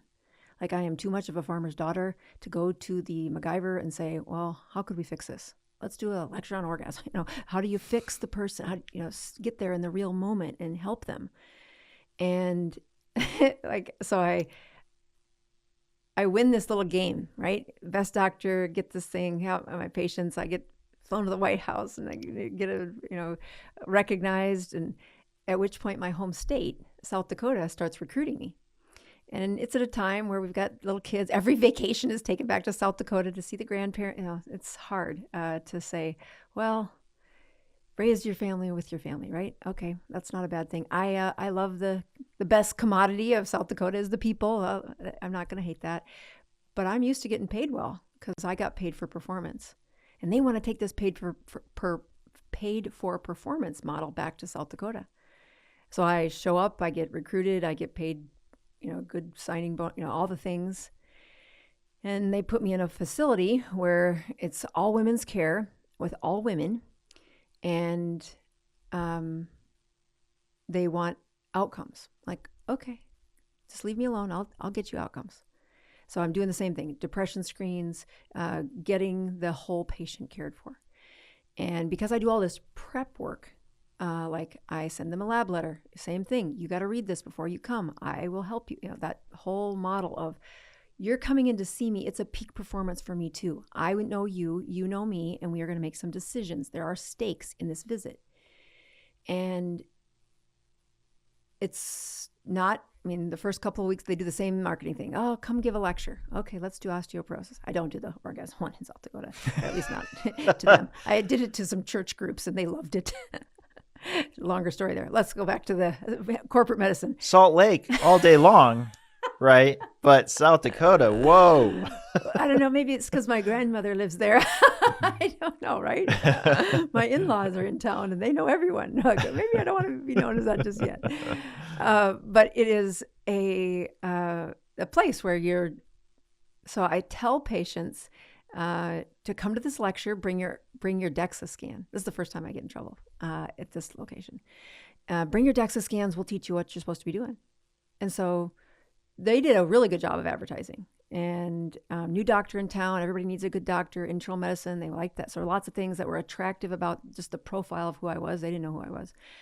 And at the first osteoporosis, I think there were 75 women there. And I have slides saying, pull out your DEXA scan. If you did not have your DEXA scan, come back next month, I'll do this lecture one more time. And like 100, I mean, it's just really well received. Here's what your DEXA scan says. Here's what it means. Here's what you should be doing. And what happens next is they want to transfer from their doctor to me. And I get nasty notes. Quit stealing my patients. What? And I thought, is that a thing? I mean, you look at that reward of the waiter. Right. Reward somebody when they're doing, you want to see that section over there seems to have a waiter that seems to be more mindful of their tables. Would it be all right if I go there next time? Amen. Right. Exactly. I mean, you look at that mentality of, wait a minute. And then I do only work 4 days a week because I spend a day writing lab, doing the things that help me to prepare for the upcoming week. It's not a nothing burger, but you don't pay me to come in and write lab letters. You only pay me when I have a volume of patients seen. It's a, RVU system. So I'm going to make sure that when that 20 minutes happens, it's high stakes. I have all the documentation done and we're going to build the highest numbers. Well, that's going to get me a Medicare audit. I don't care. The work's there and it's in the electronic medical record and it's done by me. It's not done. It is the thing. Why would you get a Medicare audit? All 99215s where, you have to spend 40 minutes to get a 99215. I have to spend, say, whatever it was. Or you have to have 5 problems of complexity documented that you've looked at labs, looked at prescriptions, and made complex decisions on that complicated of a patient. Well, they're all that complicated. If you are looking and you're trying to solve for it, they're real. And so all of my billings above normal, patient satisfaction is super high. They're getting a service they've never seen before. I get kicked out. Spoiler alert, this is not, they did not want that kind of a... So let me just cut to the chase. You're getting punished for innovation. Mm-hmm. Your patients are actually satisfied. This is working, but because it's not in the thing you just outlined to me, which sounds like some bureaucratic artifact. Yeah. You're getting... It's not just you. If you're not just getting punished. They're getting punished. One of the hardest parts about the government supplied payments is they're just doing math. Like they should have caught the Somalian fraud far ahead of time if they were just looking at the math. But they look at the math in medicine. We're very regulated. So if you are an internist and you have 99215s, which are these billing codes for advanced complex problems, and that's all you do, you're going to get an audit. I'm like, I've been audited dozens of times. It's okay, everybody. We're good. I do the work. I deserve the pay. And of course, that was not what the other providers were doing. And there were other like, oh, she's cheating. I'm not cheating. I'm just doing the work. And I'm doing it in a programmatic, algorithmic way to get the 80% done for the patient. But when we meet, we have a stakes conversation about what do you want me to do about this? And guess what? The patient likes that. I mean, it was great. It was really good medicine. I get kicked out though. I'm too disruptive. I have this brand new surgeon in town who comes to town and he's a chip on his shoulders. I've never met him, but every time I send him a patient, he doesn't read what I tell him he needs to do. I'm taking care of these complex problems of, blood clots and history of stroke and here's what you need to do before surgery. You're not doing surgery for 2.5 months, so you actually need to read the letter and do this or get your PA to do it. And when you don't, really bad things happen. So when 3 of my patients have a stroke because this guy's changing out more knees than anybody else that the system's ever seen, I don't have to ever meet him to know he's out of control. Like, just read the note. You're doing too much or something. Something's wrong there. I go back to that thing in medicine. Who died most? Who's ever going through a life crisis is going to make for poor decisions in medicine. And he made a lot of money. I'm an internist. I don't make a lot of money. So that was my first ding of, I called him and said, you're killing patients.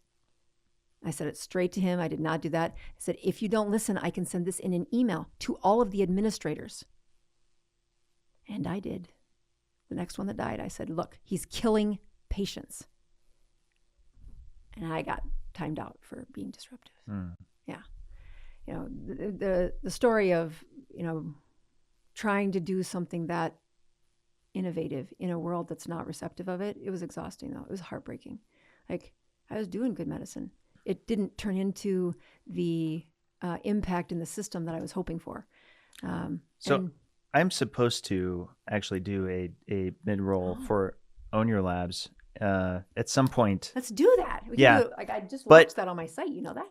Oh, no kidding. That's great. Yeah, actually, no. What happened is you basically handed me off kind of a segue to fit it in. Oh, yay. Because we are so buttoned up on the so the legit pitch is continue getting private blood work. We have no other sponsors except for us. We run our whole podcast ourselves. Okay, so sorry, I'm going to interrupt because you need to know why your phone was buzzing. Why? That the retraction is live. Well, so injustice feels this way, right? Like you don't have to. Yeah. It's what it feels like. It's painful. Like I feel injustice. I can feel it for you. Like ooh. There's something naughty at play. And not that we have to get into your experiences, but I definitely could sympathize a lot with the system as we're thought to believe it works. Yeah. Actually having an enormous amount of string pulling by the power players. And I would have that this was so we'll take a little detour into my thing real quick. Yeah, I'm serious because I've read enough about this to know what the players are there, but I don't know the rules and I don't understand what's the motive to not give you the clarity of the problem. Like, right. So we had the semi-quantitative data come to us first. It's the first analysis that came our way. Semi-quantitative is the cardiology reader. Okay. Is actually, or the cardiologist, I should say, the reader is actually looking through a CT angiogram. They're going to 15 predetermined locations, typical locations of shear stress and bifurcations and so forth for where plaque appears. Okay. And for each of these scans, they give it a score, 0 to 3 on each of these 15 locations. So the minimum could be a 0, maximum could be a 45. We've been excited because the first analysis being completed, being this one, was also what the documentary was filmed around. So it coming in, I felt pretty confident because this happens with other studies that the other analyses, the quantitative analyses that would come to follow would probably be close to it because that's how it is in these other studies. So the film wraps and April 7th paper comes around, and the backstory that I've now shared publicly, but not until recently, I guess a couple months after April 7th, was that I did have some reservations with the Clearly analysis, the second analysis. Clearly is an AI company. AI enters the chat. They have an analysis against our scans. They agree in two of the main ways that the April 7th paper highlights. The baseline plaque is predictive of future plaque progression. Okay. And the second one, the important big one, is that LDL and ApoB do not have any association with either the presentation of plaque or the progression of plaque. So we're excited about that. Yes. However, they're a little different with regard to the number of people that had plaque progression, with regard to how many were more rapid progressors. And even though the majority in the Clearly data set were not considered rapid progressors, there's a larger proportion in the Clearly data set than in the semi-quantitative.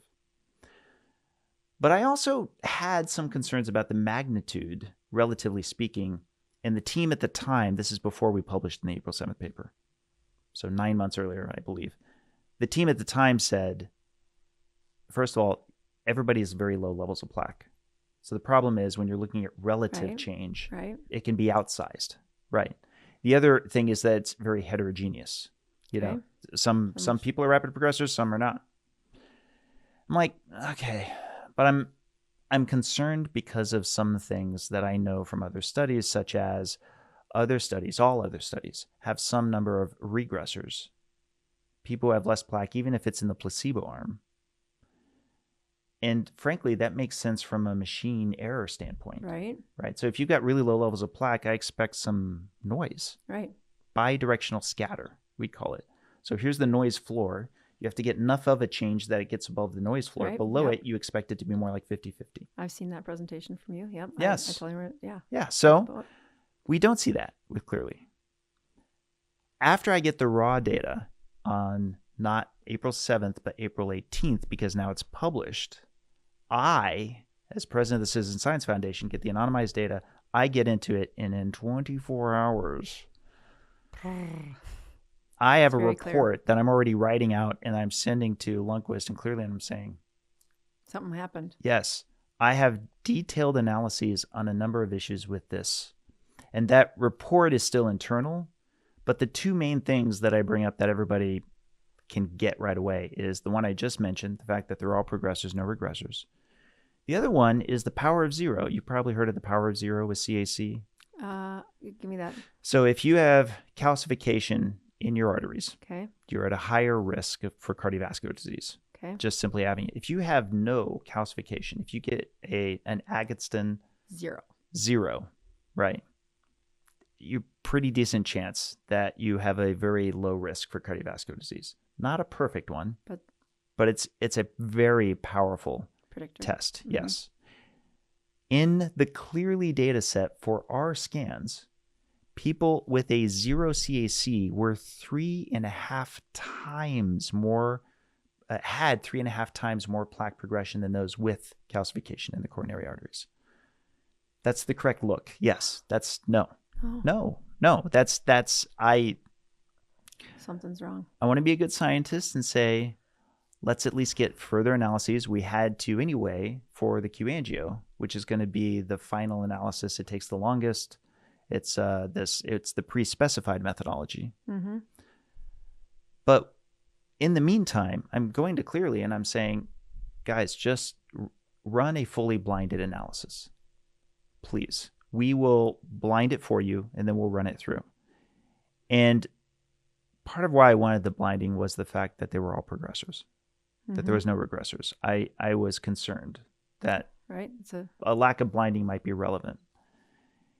And they kept saying no. No. They kept saying we stand by our existing data set. And I was like, even in spite of the fact that it's unlike any data set outside of our study, even before we get further analyses, it's unlike anything. They said no. So eventually I was like, well, I still want not just Q-angio. I want an AI-guided analysis. Let's go to one of the other big, and it turns out it's actually even bigger than Clearly. The biggest and most validated AI analysis company is Heartflow. Their platform is the largest footprint of all of them. And with Heartflow, contractually, we get it all set up. And even before we get the first scan, I go, and do you guarantee your work? You'll do a quality control check if the results come back anomalous. And they said, of course.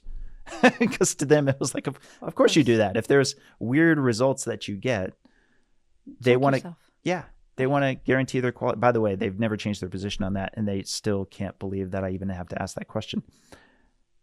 We run it through them.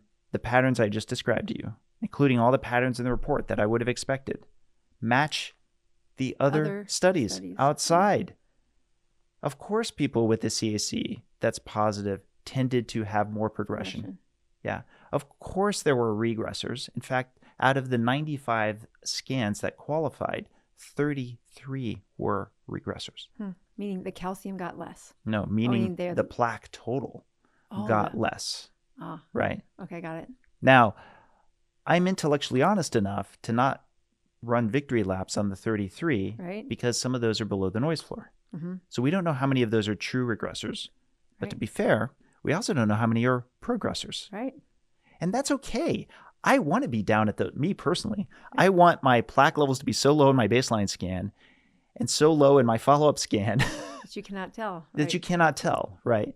It doesn't mean I'm in trouble necessarily or not in trouble.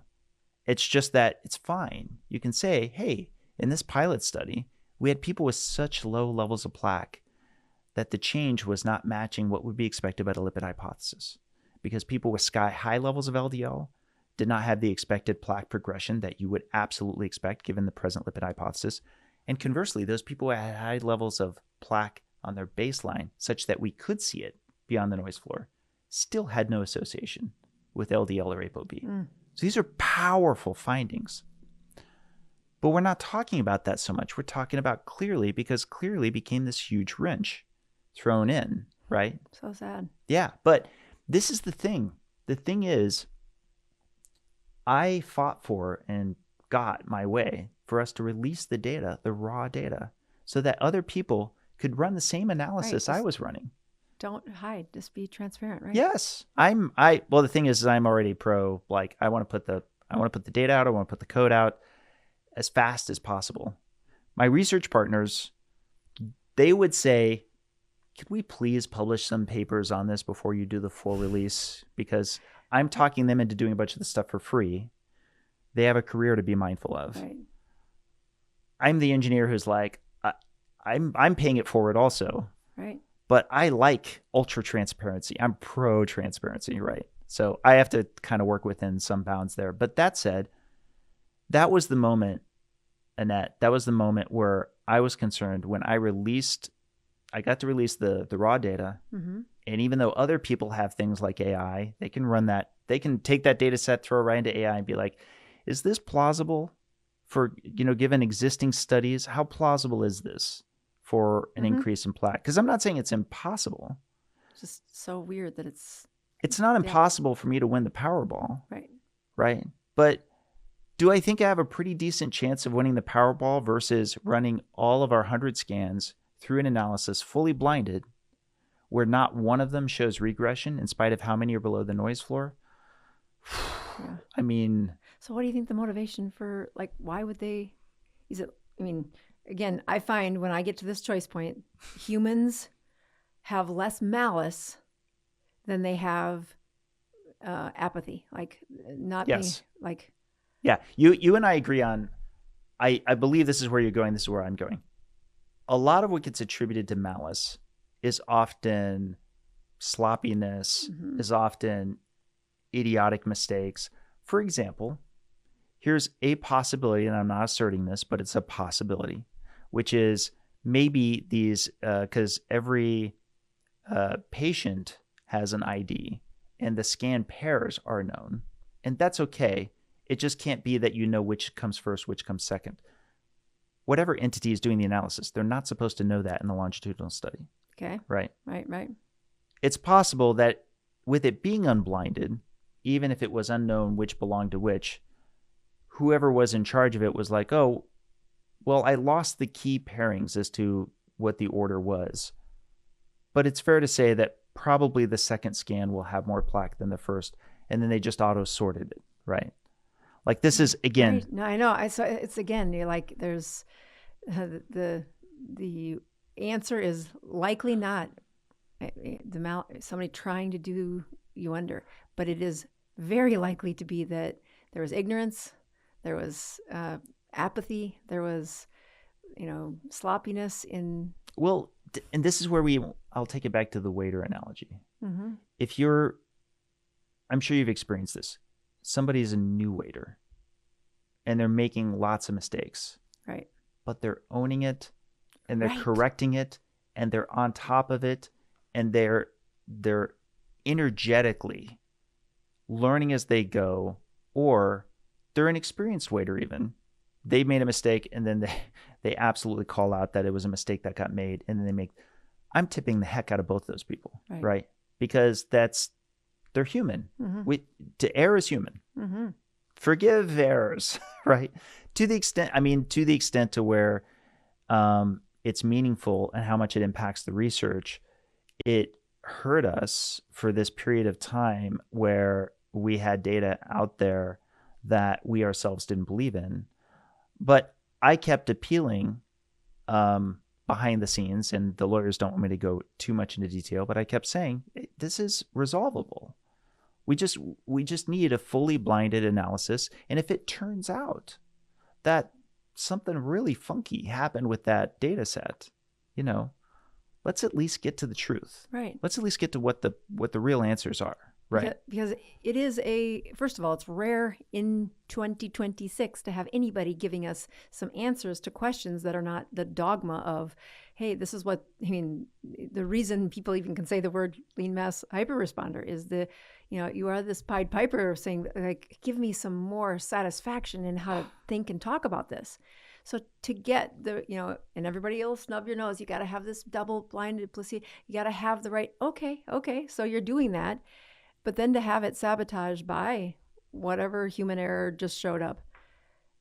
Don't let go. No. And listen, this is why. So just to clarify, the retraction from the kind of watered down retraction is what stuck? Well, yeah. So this is where I hope I don't have to edit this out. I doubt I will, because I think basically we were going to wait until this language appeared. Once it appeared, then we were just going to be, again, transparent with everyone.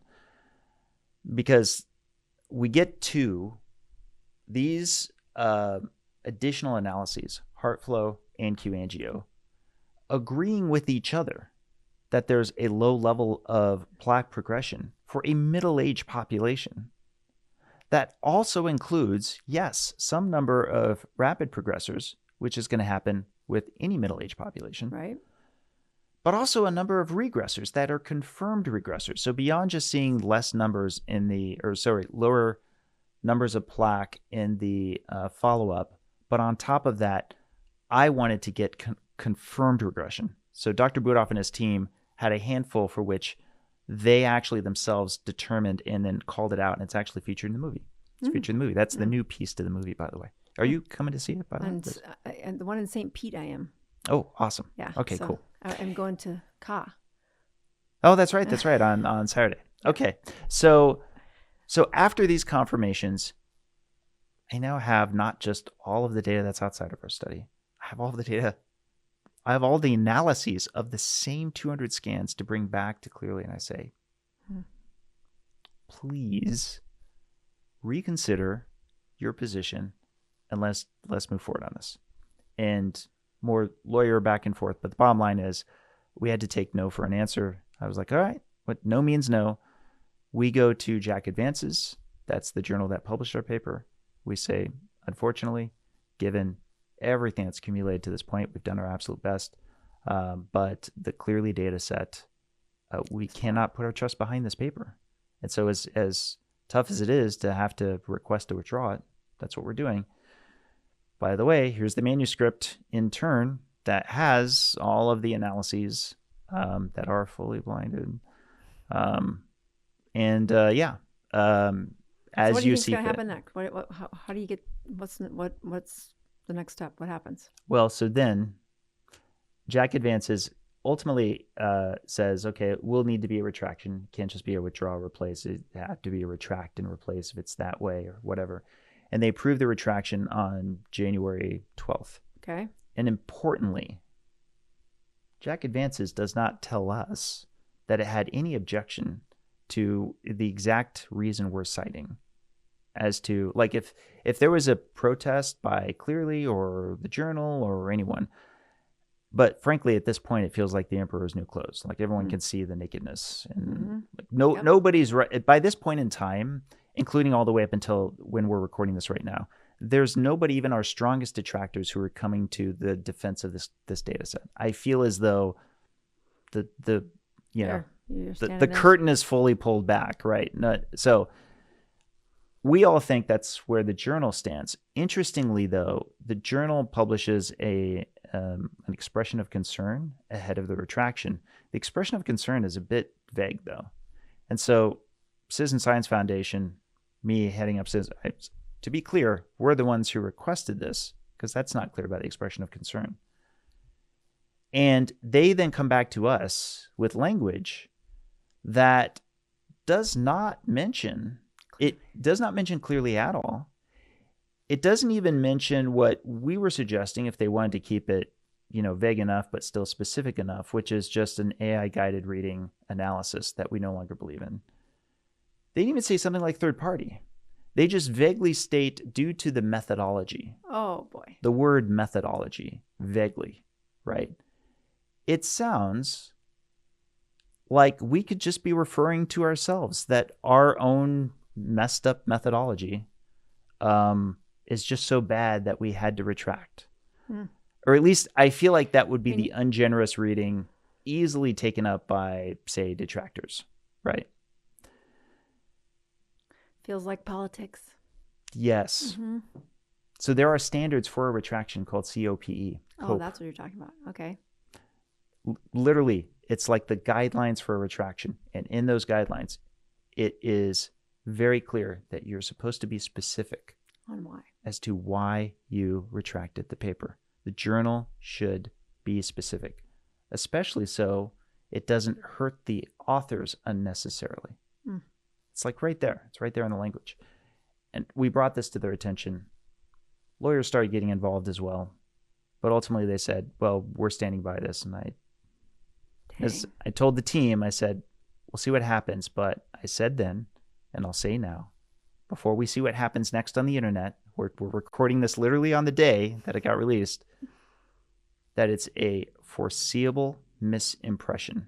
Mm-hmm. That's the lawyerly way of saying we can absolutely confidently predict a lot of detractors to this research are going to just take that language as stated in its vagueness and point this right back at the team and suggest that it had nothing to do with Clearly. Mm. And that this, or possibly that this wasn't even by our request. So, as someone who's been in this moment where it feels heavy, like the world's conspiring against you, like it's unjust, it's not fair.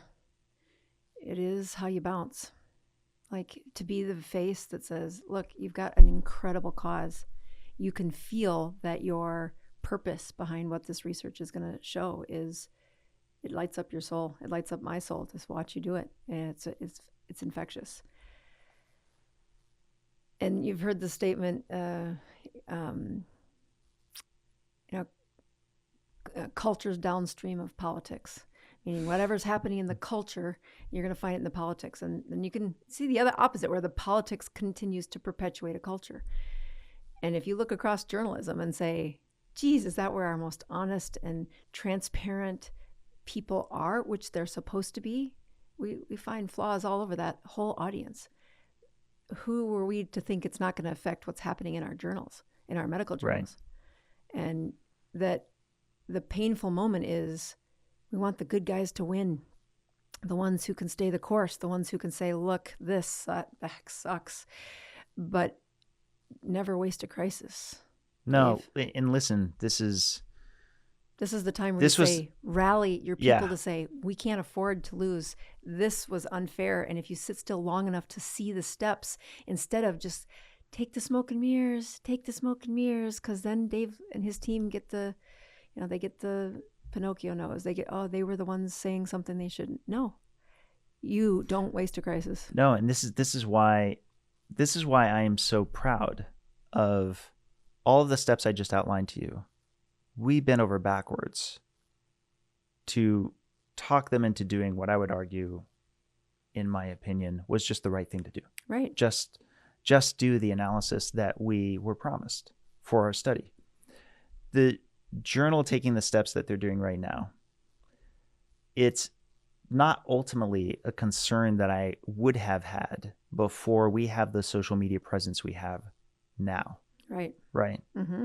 So there's something that I felt in April, May, June, roughly around that period last year, that I know you've dealt with, which is that you're riding high, you're the good cause, you're up against another force, mm-hmm. right?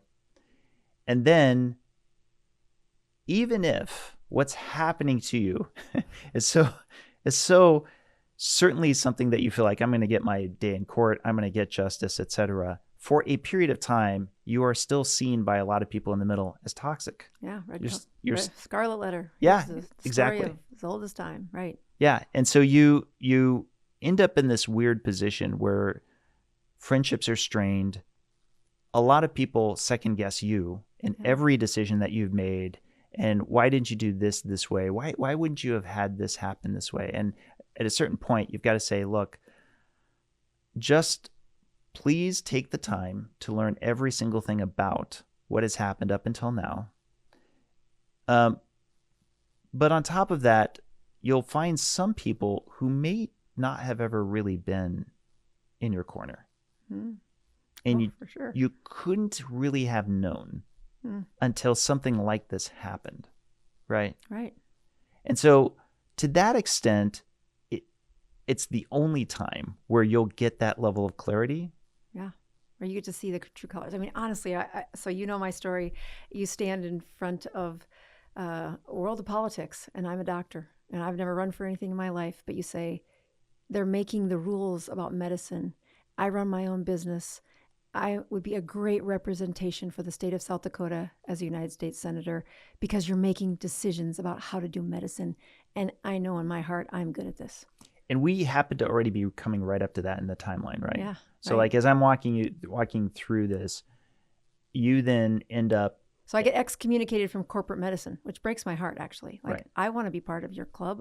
Look how hard I work to be part of your club. You said you were going to reward me for being excellent. I'm excellent. I got, White House, all the little, look at the resume. It's awesome. I get to become assistant professor at the university. My teaching scores are, wonderful. Great teacher, great provider. And no due process, similar to what you're doing. It's like, wait a minute, how do I appeal that? Oh, you took out the steps where an assistant professor was supposed to have a place to defend. Oh, you just heard the headlines in the newspaper and fired me. Behind the scenes, all done. No questions asked, no appeal. That's not what your bylaws say. That's not what we voted on. That's not how that's supposed to work. Oh, but the same thing plays out in I'm 5th generation South Dakotan. I know everyone. If it's not my family, it's Chad's family, where we know everybody. Yeah. And now you want to hear like the moment where you're in, maybe it was last spring for you, where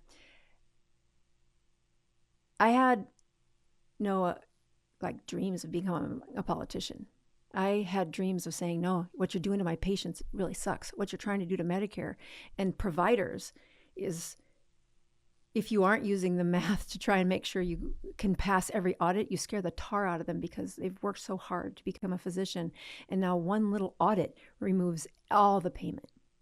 Like when they audited me in a place where I was outside the corporate healthcare, all payments stopped from every insurance company just to have an audit of Medicare, just to have the whispering that something might be wrong. And the crime that they were auditing was when I was taking care of the brown people in South Dakota. I'm serving out, I call them shelters, but it was like Volunteers of America, Lutheran Social Services. They have teenagers that need exams done. But definitely underserved. Super underserved. And so I said, I'll come to you. I'll be a traveling provider, come to you. The kids don't have to travel, and we'll take good care of them. And we did take good care of them. But suddenly what stopped? All the visits to the ER. So, no, you're not going to take them to the ER for a tooth. I'll just come over and see them. I live 6 minutes away. No, you're not going to you have to get my permission to send them in. I'm now helping you, right? I'm the one who signs off. No, you're not taking him to the dentist for the 4th time of a renewal of narcotics. He's 16. Where did the narcotics go? I'm there a year, and I know I have disrupted things in that ER building because of the number of people now. I mean, it sounds like a conspiracy theory, but the point isn't all the awful things that happened.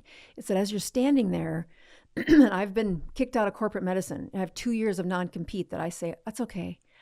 I'm going to remember how God designed me, which was to serve people, to love people. And I know I'm doing it right because in that moment, and I can see this in the work you do, when you're doing what you're designed to do, it's easy, it flows, it's attractive. People want to see that, they want to connect with that. And it's scary in the moments where everybody across the state says, oh, she's investigated for Medicaid fraud. And the fraud was, I paid for the iron that they needed to have. When Medicare wouldn't pay for it, I paid for it for them. That's the fraud? That's what you're coming after me for? Nobody slows down to see that. They see the headline, what you're fighting with. Oh, this vague term that says something happened and your scientists should bow their heads and be embarrassed. But the true test is in this moment to say, what are you designed to do? And can you feel it? Can you see, this is where I belong? Quit looking around and know when you're saying, I am very curious about this thing, and there's an answer out there. But the forces against you, call it politics, I think it's the perfect word for it, and it's found in every system. It's in the schools. It's in the, local government. It's in the churches. People get power and they say, oh, don't touch and don't look too closely at me. Point the finger there. Let's back that up for a sec, because I saw Diary of a CEO. Yes. Little podcast. You That may was a have fun heard of one, it. Yes. But you were describing the story that you've touched on just now, which is that a number of people had incredible deficiency in iron. Yeah. And to the degree where it's not like you can just pop some iron pills, it's actually IV iron. Is that correct? Yeah, right. And this ended up being a way that, or this ended up being the thing that they were heading after you for. I'll give you a little more of the story because it's very interesting. So I'm in the shelters. I'm kicked out of medicine. I'm serving these Native American patients, right? And they're obese and they're malnourished, which sounds like the opposites, right? Mm-hmm. But in the line of what we both are here talking about, it is nourished people. I was also I got kicked out of corporate medicine, but I did not get kicked out of teaching at this point. I was the one who took the students to Haiti. And so I had gone to Haiti the first time right after 2010 earthquake. And I was scared because do I know enough to serve people in Haiti? There's no way to look stuff up. What if I don't have the right tools? And I'm learning about a culture through a translator who's like 12. And so he's my speak. I don't know how to ask questions except through him. I'm like, why are there two lines for bread? The men are in one line and the women and children are in the other line. And he's telling me that the women and children are getting a bread that has clay in it and it costs more. And I think this kid there's something wrong with his language. That doesn't make any sense. I go on with the day and I keep thinking about this. What the hell? And I am in like the 7th hour of a really hot clinic where everything comes through my little 12-year-old interpreter. Tet Fatma, I have a headache. I don't feel good. I feel weak. Everybody's saying the same thing. And I'm thinking, you just lived through an earthquake. Of course you are. You're all sleeping outside. Nobody sleeps. And I'm frustrated because it just feels like I've done the same thing 200 times. I look at the end of the line and I can't see it. And this little boy is in front of me saying the same thing that the last 50 people have said. And he pukes pinworms all over my feet. Wow. As if God needed to give me a bigger sign. Pay attention. Look what I'm giving you.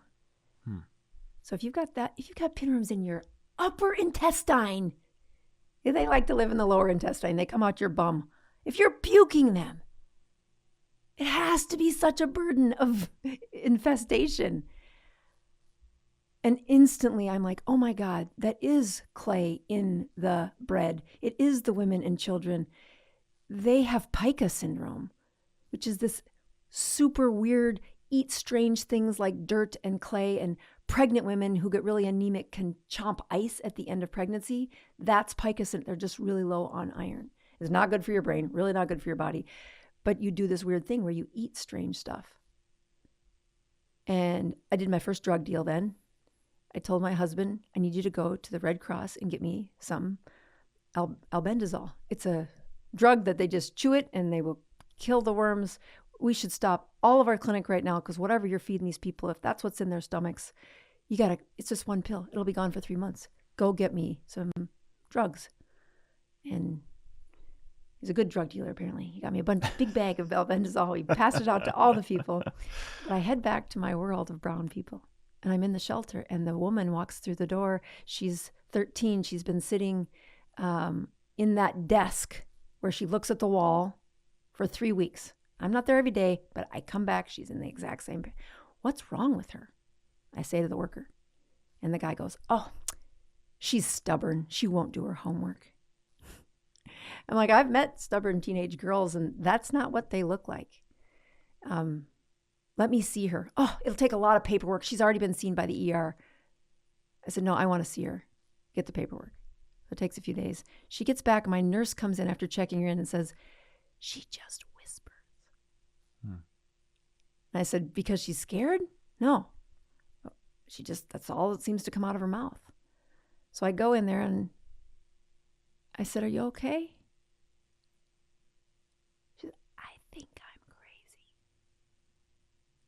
Oh, honey, why do you think you're crazy? I go in the bathroom and I eat the toilet paper. I said, do you now? How long you done that for?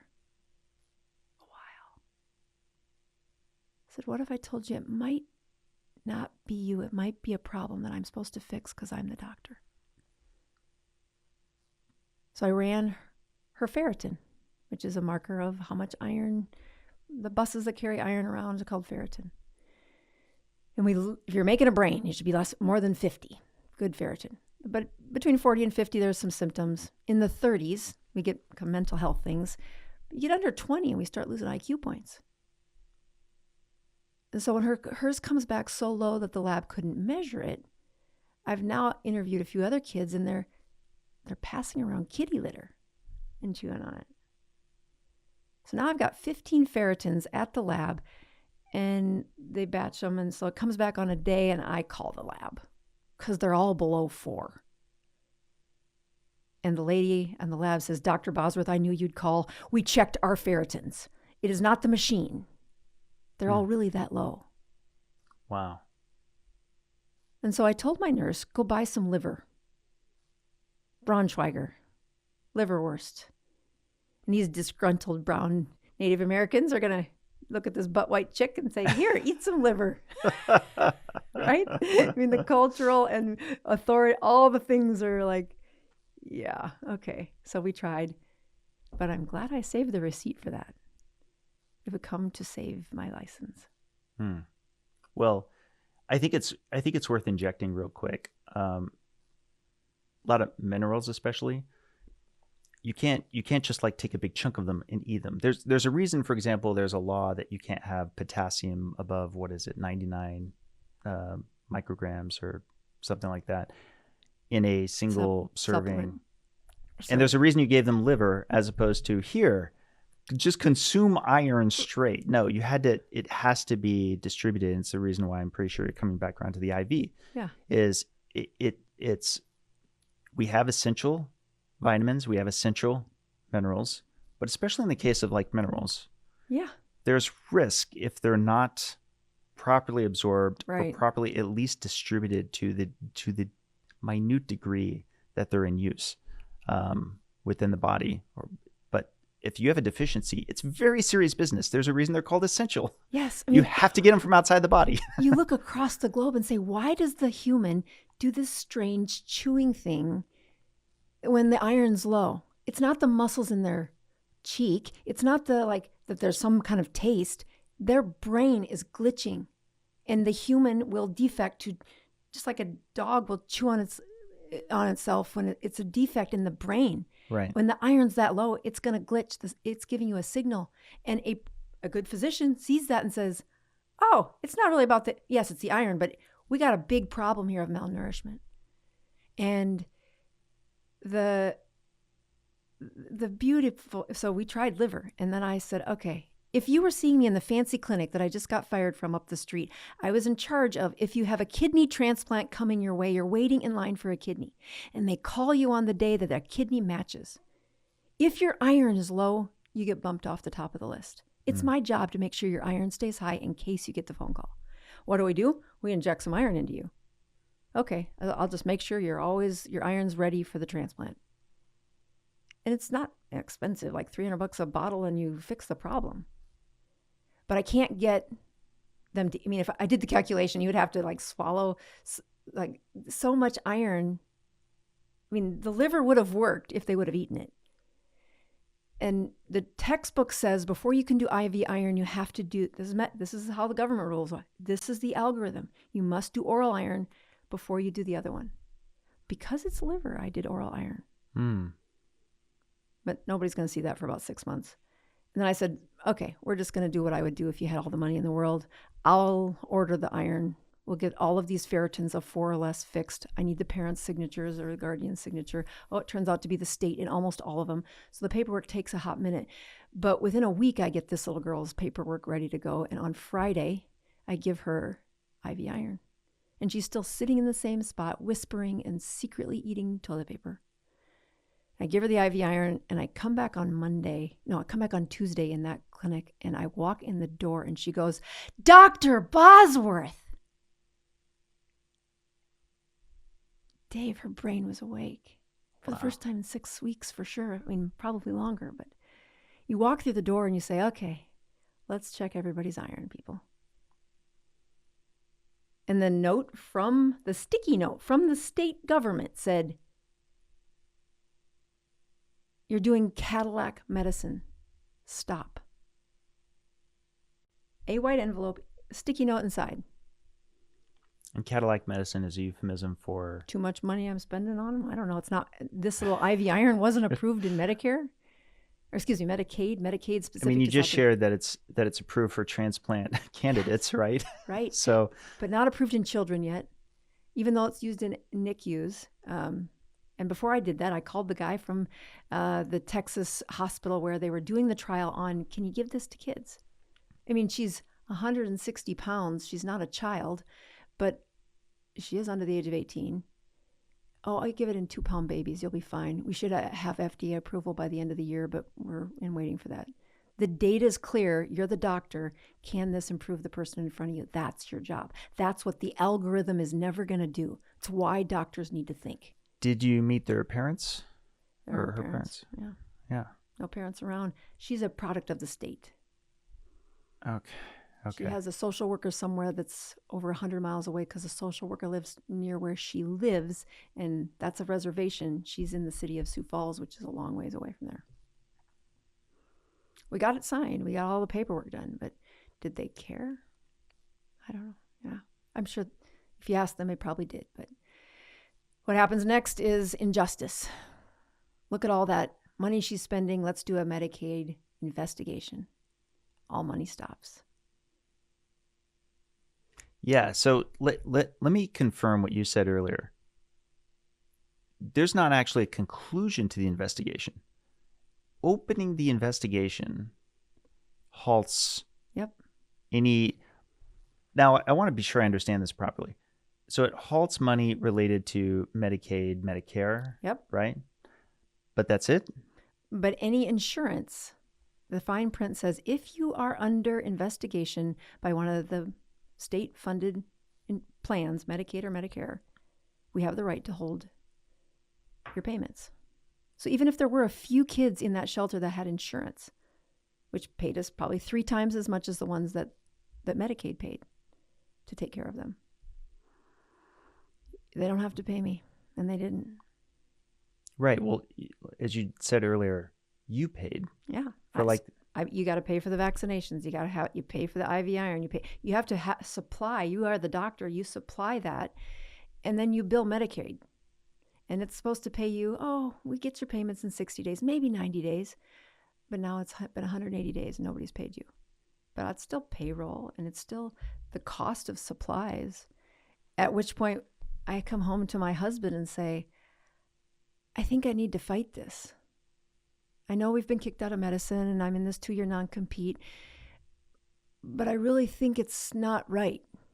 And there's something in my soul that says, do the right thing here. And I'm not being like, it sounds, Pollyanna, like, oh yeah, I'm so good. I'm a martyr. I do all the right thing. No, I'm just saying, I don't see how you don't do this. There's nobody else advocating for these kids. I've stopped their revolving door going into the emergency room because I show up when they have a pain. I mean, there's a great case of a girl who had, because they don't have parents. So just somebody signs off that it's okay. The doctor says, well, who's the doctor? The doctor's the ER doctor. They don't know them. They know that if they get this many billings, Medicaid pays them. And they're not being malicious. They're like, we should probably check that. But when you have that approach to, especially a minor who doesn't have an advocate, or their advocate lives near the reservation, they're not watching and they're not here in the city of Sioux Falls. This little girl who's an insulin-dependent diabetic, her mom doesn't want to see her. They live in Rapid City. She's supposed to get a visit from her mom. She's in the shelter because mom's been in jail. Now she's out of jail. And mom fails to show for a visit. And the girl gets abdominal pain. She has a tummy ache. Terrible, terrible, crying a lot. And she's been in the shelter for a while. I know her by that now. And it's a weekend, so they take her to the emergency room. The nurse takes them to the emergency. The emergency room does a CAT scan, and they can't find anything. And I'm supposed to be called, but I must have been out of touch for a minute. And I go to the hospital to check on her, and they're wheeling her down the hallway for a surgical intervention to explore it. An exploratory surgery. An exploratory surgery in a 12-year-old girl with a normal CAT scan whose abdomen is aching because, oh my God, her mother said no on Thursday, guys. I mean, the kind of things where, you look at standing in the way of that. What is the price that's been paid? There's nobody in those shelters. I'm great at what I do. I loved going to these shelters and learning about the kids, and I, gave them little lessons about STDs and acne and the things that kids would care about for free because you're engaged and you're in their lives and you get to know these kids. And now the pica syndrome has been very interesting to me. It's got my brain turned on. What else am I missing? What else should I be doing? Engaging in it. It's fun for me. I'm doing what God designed me to do, and it's fun. But there's politics involved. And so now I'm not getting paid for any of this. And I did not come from money. I have the medical school debt. I have a mortgage. And there's a point where you say, no money coming in, honey. Do you want me to start firing people? He says, well, we could sell the lake cabin. At first we sold the boats. And then we sold cars. We're down to one car family. That's okay. It makes us be together, honey. Then we sell the lake cabin. This is during the fight. Mm-hmm. So you could have at any point said, forget it. I'll sign off as doing something wrong. That's what I had to do. I had to admit to wrongdoing. That's how you made it go away.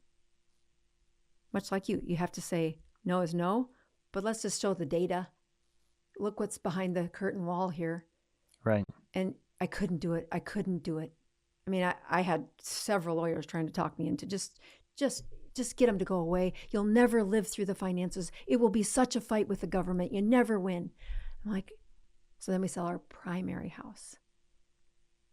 And somebody from our church donates an RV on November 1st in South Dakota.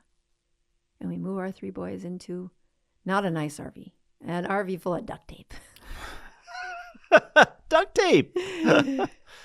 And they, you ask the boy, and we, Chad and I, we say, okay. So the family knows this is why it's got to go this way. Right. Because mommy's putting down a lot of money to fight this fight. Right. I mean, the kids go to the shelter with me if I have to check on the weekends. We'll take kids to church with us. Interesting how that works out. We could play board games at the shelter, and I'd take the boys with me, and they could play board games with the kids. Very helpful for that psychological development. So that's all volunteer, but so they know what mom does. Okay, they see this is what we're doing. Those kids go to Sunday school with them, and a drug dealer comes up to one of the boys with us saying, "Hey, where's your dad at?" And the boy goes, "He's in jail because of what you did." In front of my, I don't know anything about it. I asked questions, but I didn't ask those questions. Like the kind of life where you say, oh, yeah, the preacher's sleeping with a neighbor. It's a small town. They know. And what happens after this is I'm living in an RV, and what year is this? My fast? 2012. 2012. Okay. Yeah. And it's winter. I mean, I freeze up the dam. Right. I freeze up the damn pipes on the RV a couple of times. I don't know how to. I was not built for that. I'm a prairie woman without that. Chad takes our oldest son and goes to Haiti for 6 months because we were supporting all these folks in Haiti, and now all the money is dried up. And when you hear, here are the kids that died last month because you couldn't support what we were doing in Haiti. Chad said, let's Prescott and I go to Haiti. We'll see how long it lasts. And while in Haiti, I am living with the 2 boys, still doing this work at the shelter. Payrolls have been all suspended. And I'm, the headlines in the newspaper says, the doctor who serves the homeless is now homeless herself. I have a picture of the RV. And then I get tapped to run for United States Senate. Take your story global. Yeah. And it's interesting. If you run for a federal office, you have a lot of political protection. Like, they cannot investigate some things while you're running for U.S. office. Didn't know that. So this, sometimes God just gives you some things, and I was like scared to death. Like, no, that's not what I'm not built. That's not what I'm doing. And every time I'd step away from like the idea of running for the campaign, one thing would happen. The next thing, it was just like a bloody nose after bloody nose. I couldn't find one thing going right. I'd step 2 steps into the idea of running for U.S. Senate. And Jesus, God, look at all the things going right. And you say, God, give me a sign.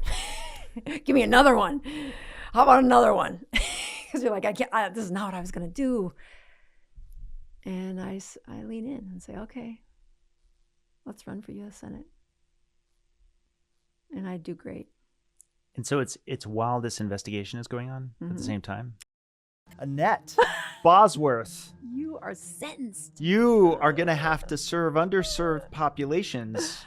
That'll teach you. It takes me over 2,000 hours of service to get them signed off because the Attorney General signs off on them himself. Yeah, that's a fun story too. Like, by the grace of God, he said, fully expunged. Changed case law that you can have 6 felonies for the exact same moment and have them expunged in the state of South Dakota. Wow. Well, now I don't have any felonies, and the medical board still wants my license. What? Yes. What?